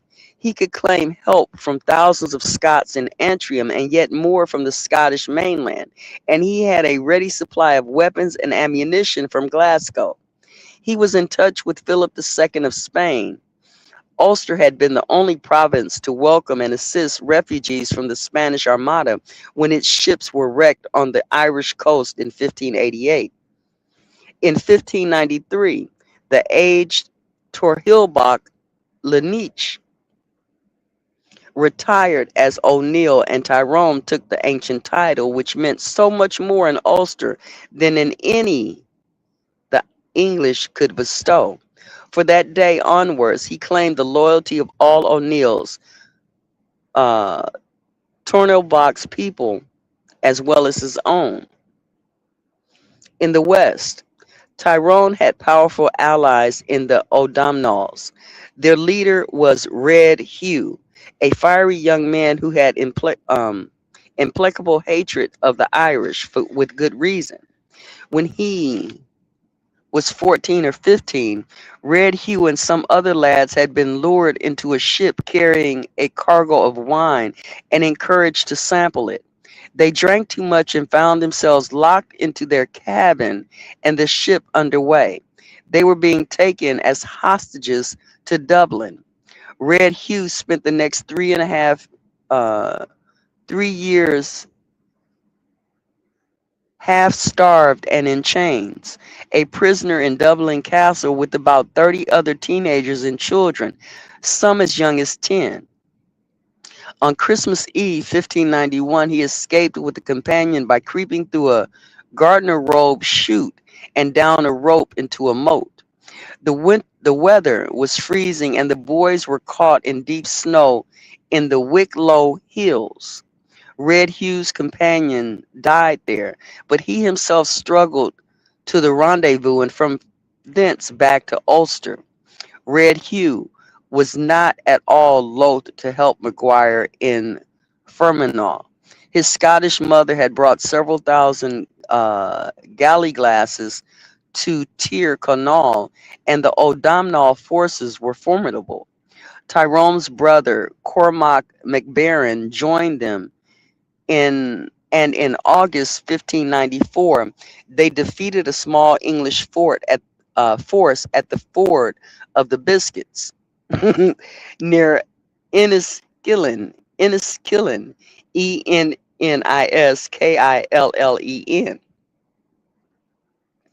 When Tyrone learnt from his spies that early in 1595 the government was to bring in reinforcements of 2,000 seasoned troops. I'm sorry, that was a good. I'm sorry, let me read that again. Then Tyrone learned from his spies that early in 1595 the government was to bring in reinforcements of 2,000 seasoned troops. Before they could arrive, Tyrone sent another brother, Art, to take Fort. Portmore, Portmore, Fort, an English stronghold on the River Blackwater, and destroy the bridge there. The clans rose, burning and ravaging as far as Drogheda and driving the colonists into the towns. Tyrone used the same scorched earth policy as the English in Munster, burning crops and driving away livestock so that the English armies which lived off the countryside could starve, fall sick, and begin to melt away. He made his men plash the woods so the English who had to make long marches between one garrison and another, could not get through. The Irish dug pits and hid them with wicker work and turves. So the English cavalry fell into them, and they laid ambushes, drawing the English into barges or bogs and narrow places where they were easily attacked. The Irish never came into the open, never gave battle, and Tyrone earned the nickname of the running beast. Beganal and his men were ambushed in the bogs of Contrebret near Fort Monaghan and attacked on both sides. They were showered with arrows before Tyrone's men burst out of the bushes and raced alongside them, seizing their bridles and stirrup leathers, hacking and stabbing with darts and javelins, and then whirling away again out of sight. The English closed ranks and pressed on, hoping the attack would be short, as Irish attacks often were. But this time, the Kerms kept up for 6 hours and won. They discovered that guerrilla tactics could defeat the disciplined English army. Soon after, soon after, Red Hugh led a raid deep into Connaught and destroyed English homesteads there, driving the settlers into the castles and fortified towns. The West rose, and within a month, Connaught, which had seemed so stable, was throwing off English rule. And then Tyrone asked for a pardon. He had stripped the country bare almost to Dublin, so there was hardly a cow or pack horse left for the English army. The people of the Pale were crying out to the government for protection, and the Irish had tasted victory. But Tyrone wanted to win the war, not battles, and his military technique was to waste the enemy, its energy, its money, and its time. And the time the enemy wasted, he would use to train and unite his people.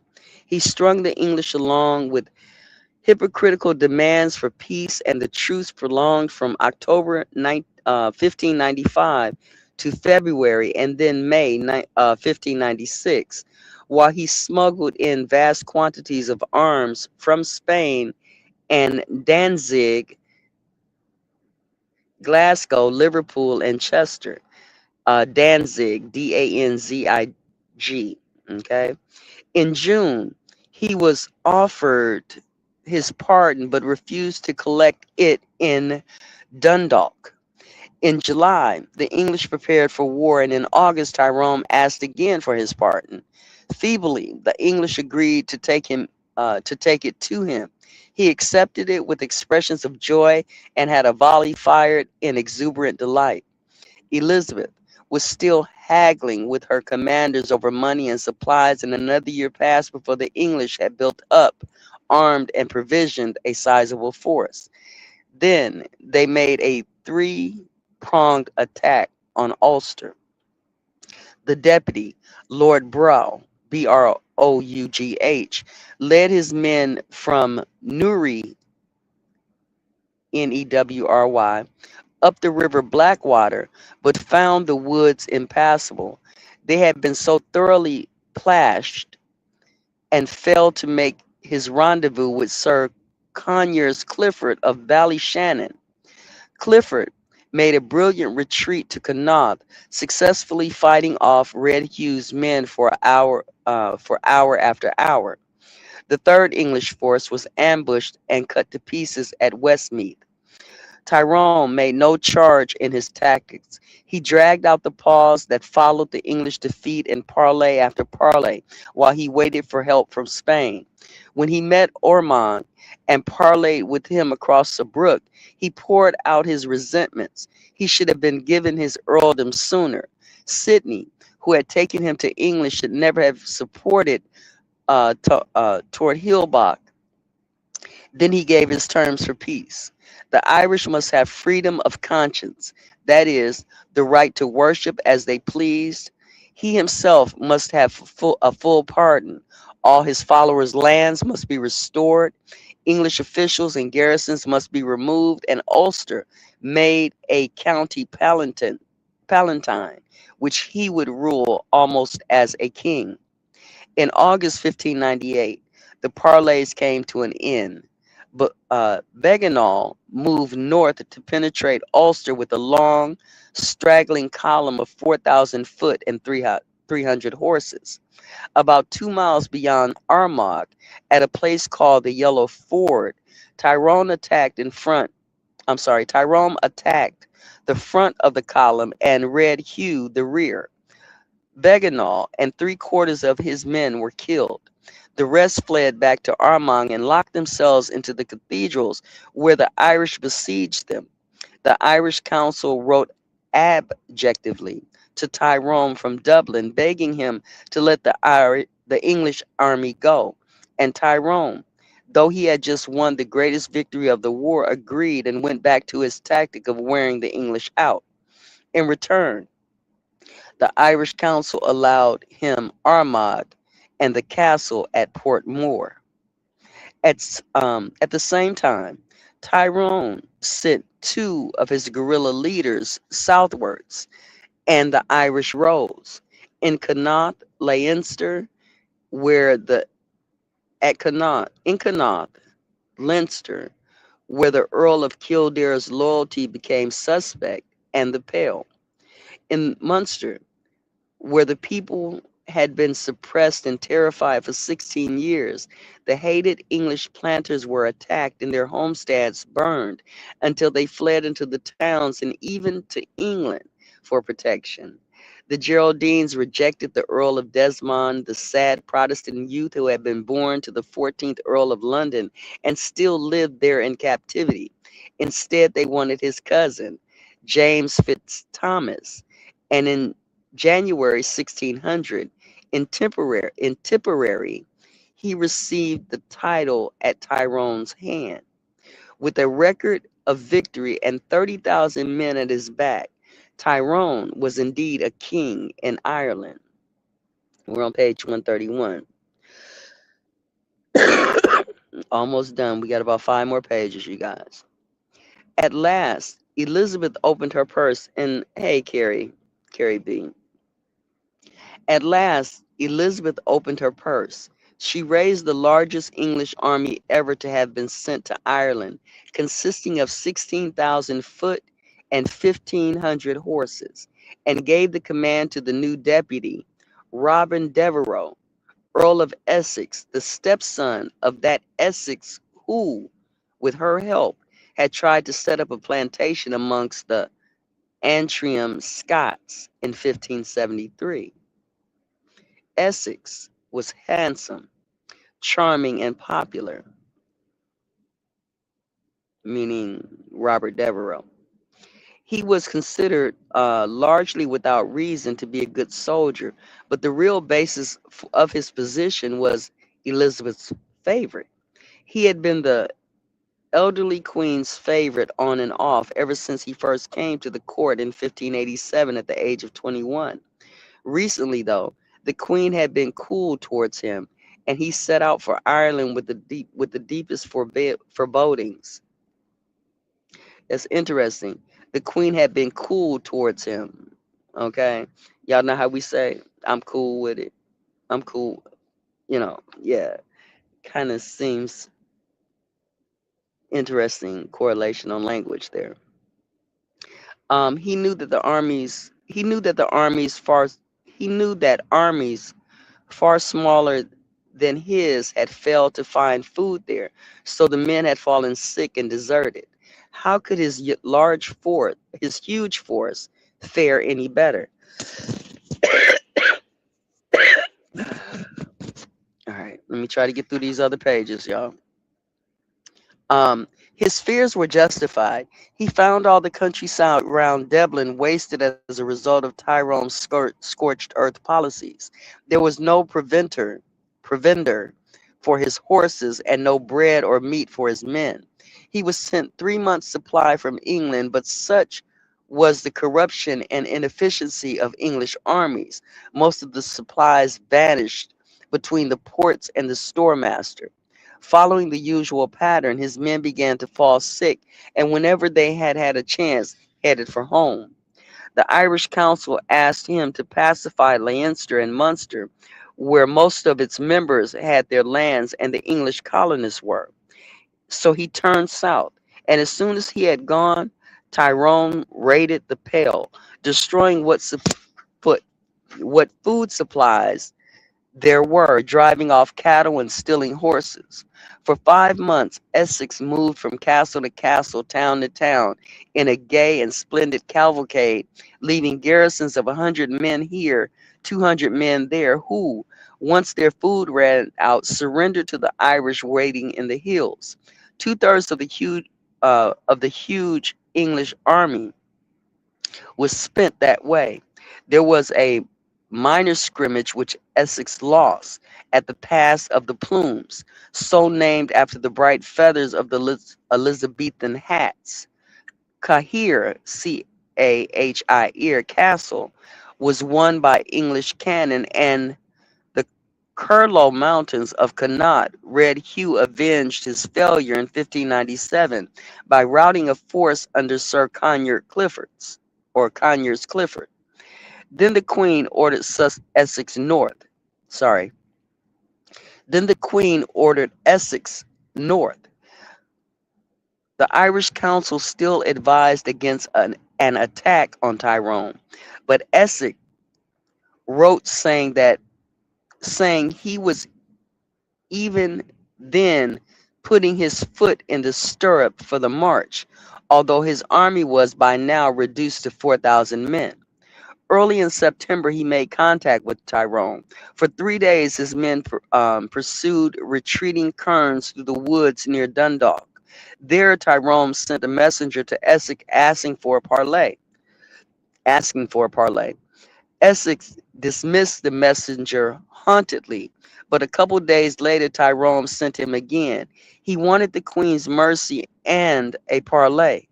This time, Essex agreed, and Tyrone engaged with him in another of those parleys across a brook, sitting on his horse in midstream, most respectfully bareheaded, while Essex stood on the bank.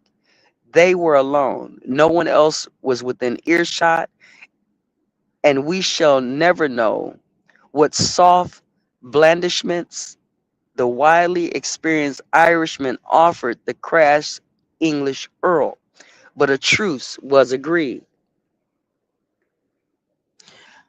Essex hurried back to Dublin, where there were furious letters from the Queen urging him to get on with the fighting, and he abandoned what was left of his good sense.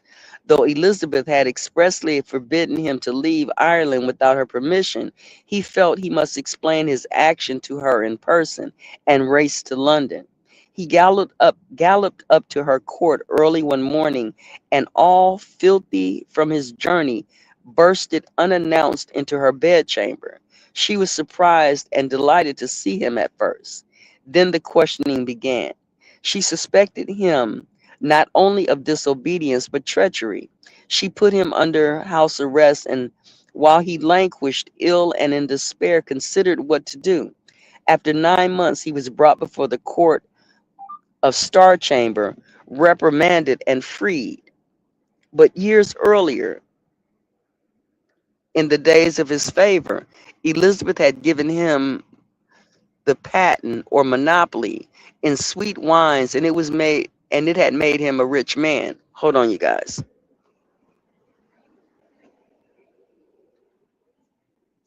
Ouch. Made him a rich man. Where'd that go? Oh shit. Made him a rich man. Where'd that go?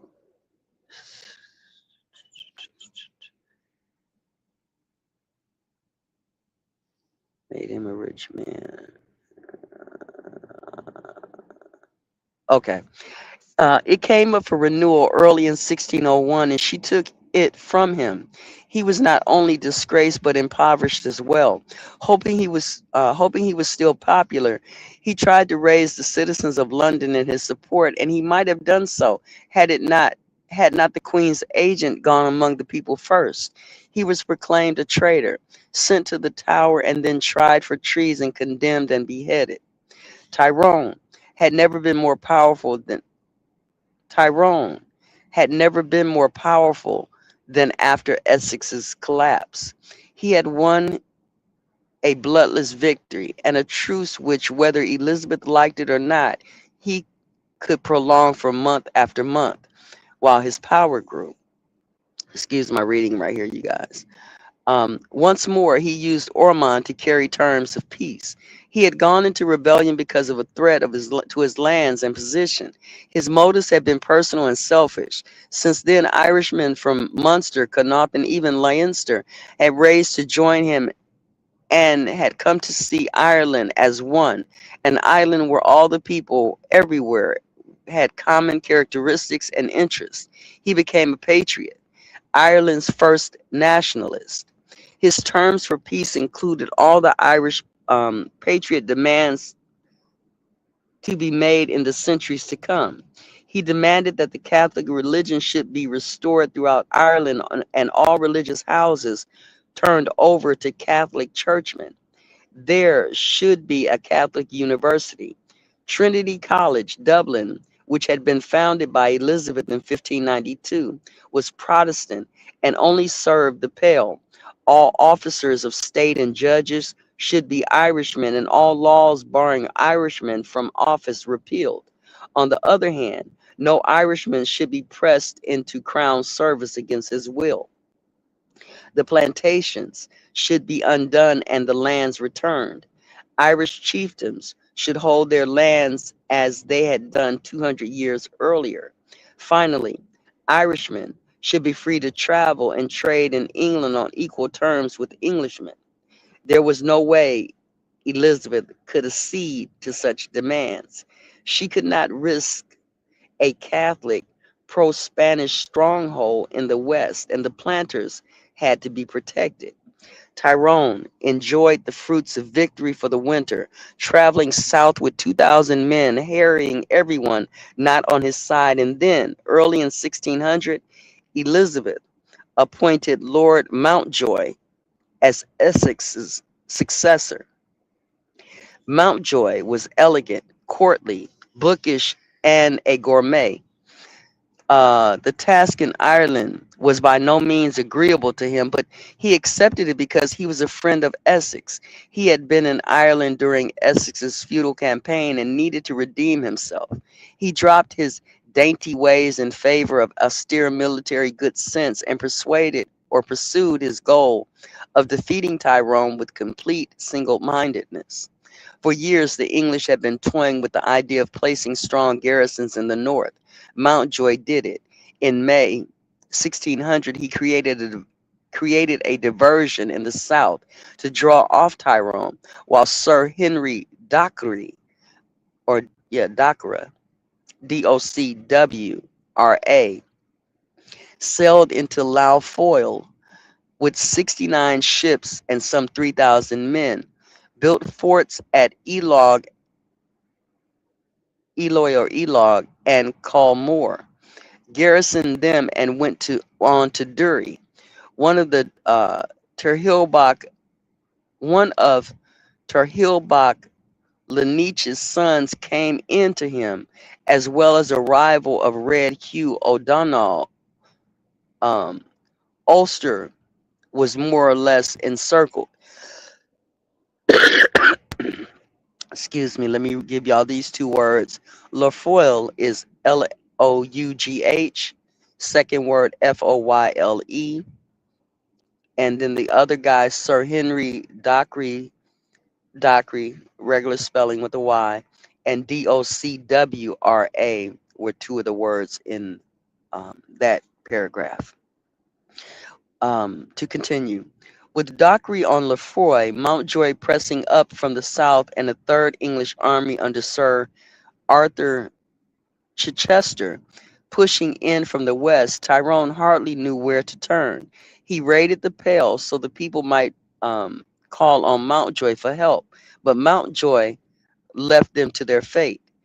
He was lured here, harried there, and his forces split by the English. Mountjoy never let up, but campaigned right through the winter, which generals seldom do in those days, or did in those days.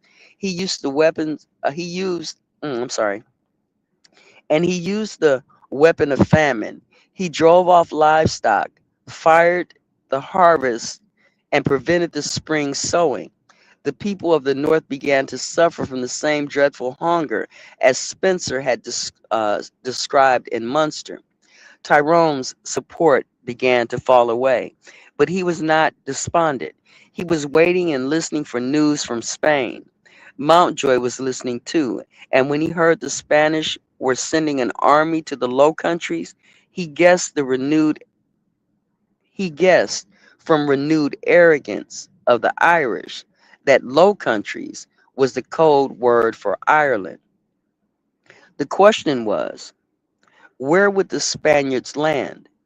In the north, where Tyrone and O'Donnell could join them immediately, or in Connaught, where they had so many allies. Mountjoy had started moving his troops from Munster to Connaught when, late in September 1601, the Spanish army landed far to the south of Kinsale, Kensale, which Tyrone and his allies could only reach by a forced march of 300 miles through bog and dense woodland. Mountjoy, who was at Kilkenny, hurried to Kinsale with all the men he could muster. His forces in the south were small, but he had to prevent the wholesale rising of a show of strength, even at the risk of attack by overwhelming Spanish forces. He settled his men on the hills outside Kinsale and called frantically for reinforcements. By the end of November, he had 12,000 foot and 800 horses, mostly drawn from England and the northern garrisons. Tyrone, as usual, played a waiting game. He knew the Spaniards in Kinsale were comfortable, well provisioned, and far less likely to fall sick than the besiegers exposed on the cold, wet hillside. The Spanish ships had sailed away after disembarking their passengers, and the river mouth filled with English men of war. The Spaniards were heavily bombarded from sea and land, and early in November, the Spanish commander sent a message to Tyrone asking for his help. Tyrone did not hurry. It was another week before he sent Red Hugh southwards and then set up off himself. The combined Irish force was about 12,000, which he considered quite enough to cope with Mountjoy's ailing army. Mountjoy appealed for yet another regiment from Dublin, and then on December 8th came upon Tyrone's horse only 2 miles away. He found the dense woods were filling up with Irishmen. The besiegers were becoming the besieged. Spanish ships arrived at Castlehaven, a few miles westward near Skibbereen, and Red Hugh's men joined up with them. Mountjoy's supplies were cut off by land, and ship sailing from England had the wind against them and could not reach him. By the end of November, he had only a few days' rations left. His soldiers were sick and hungry. Many died and many more deserted until he only had 15,000 or 1,500 fit men left. Tyrone, Tyrone could have played his usual cool waiting game and kept his men quietly in the woods, doing no more than harry the English while their numbers dwindled away. He could have maintained his tactic of fighting a guerrilla war and avoiding pitched battles. But Red Hugh was with him, longing as always for vengeance, and the Spaniards were beginning to complain of lack of food. Very early on Christmas morning, 1601, while darkness still shrouded the woods and hills, the Irish attacked. Mountjoy sent his horse against their rear, and they broke. They fled. The Battle of Kinsale, one of the most important battles in the history of the wars between the Irish and the English, lasted less than 3 hours.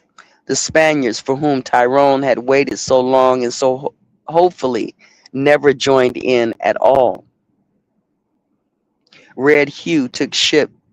hmm, Red Hugh took ship for Spain, leaving his brother Realdry as O'Donnell in his place. Realdry or Rualdry. Oh, wait a minute. Rodri. Ruaidri with the hyphen over the last I. Within a year, he was dead, probably poisoned by an English assassin. Tyrone led the remains of his army back to Ulster, where his friends and allies fell away from him, and the people cursed him for the famine caused by the war and the wasting of the land. Mountjoy had the coronation stone of the O'Neills at Tulohaji broken into pieces. There would be no more O'Neills. The Gaelic order had gone. Tyrone tried to bargain for terms, but Elizabeth refused to accept any terms. He lived as a bandit in the woods, virtually an outlaw, until the King of France persuaded the king, now dying, to accept his total submission. Mountjoy received it on the 23rd of March, 1603, the day before she died. The two men met formally on March 30th, and Tyrone spent an hour on his knees weeping. He did not know, and Mountjoy forbade to tell him that Elizabeth was dead, and James of Scotland, the monarch for a monarch far more friendly to him, had succeeded to the English throne. Tyrone and Rodri O'Donnell went to England with Mountjoy. Tyrone received the major part of his lands back and his title of Earl, and Ramsay became Earl of Tyrconnell, the title promised to the O'Donnells some 60 years earlier. The North was to be shired. The the English judicial system introduced and the people freed of their obedience to O'Donnell and O'Neill.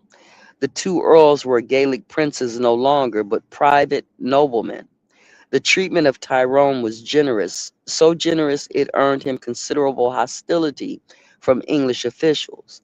When he was commanded to come to London in 1607, his friends feared for his liberty and even his life.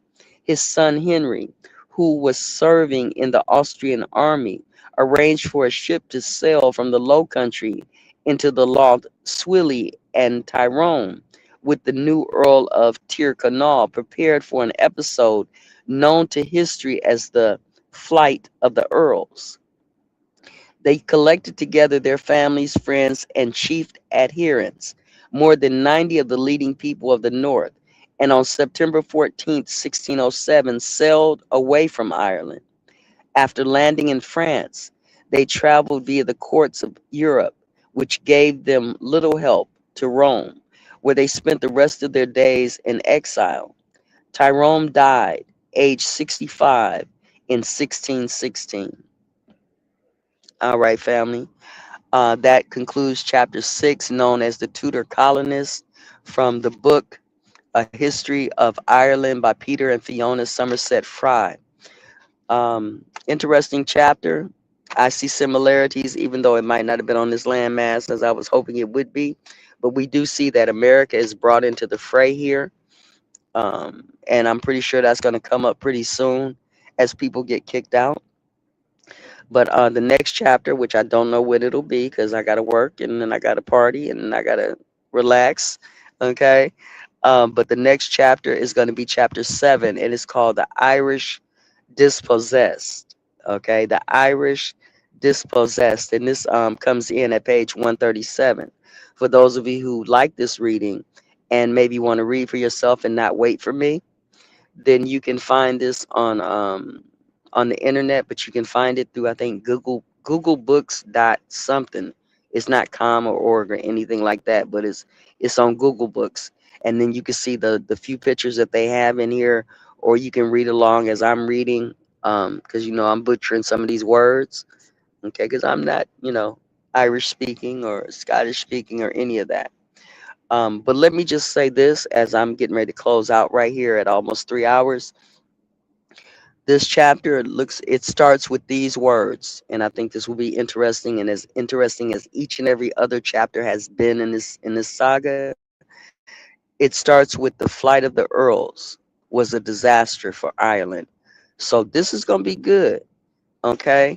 Um, you know, and I'm gonna close the book before I say anything else regarding the book.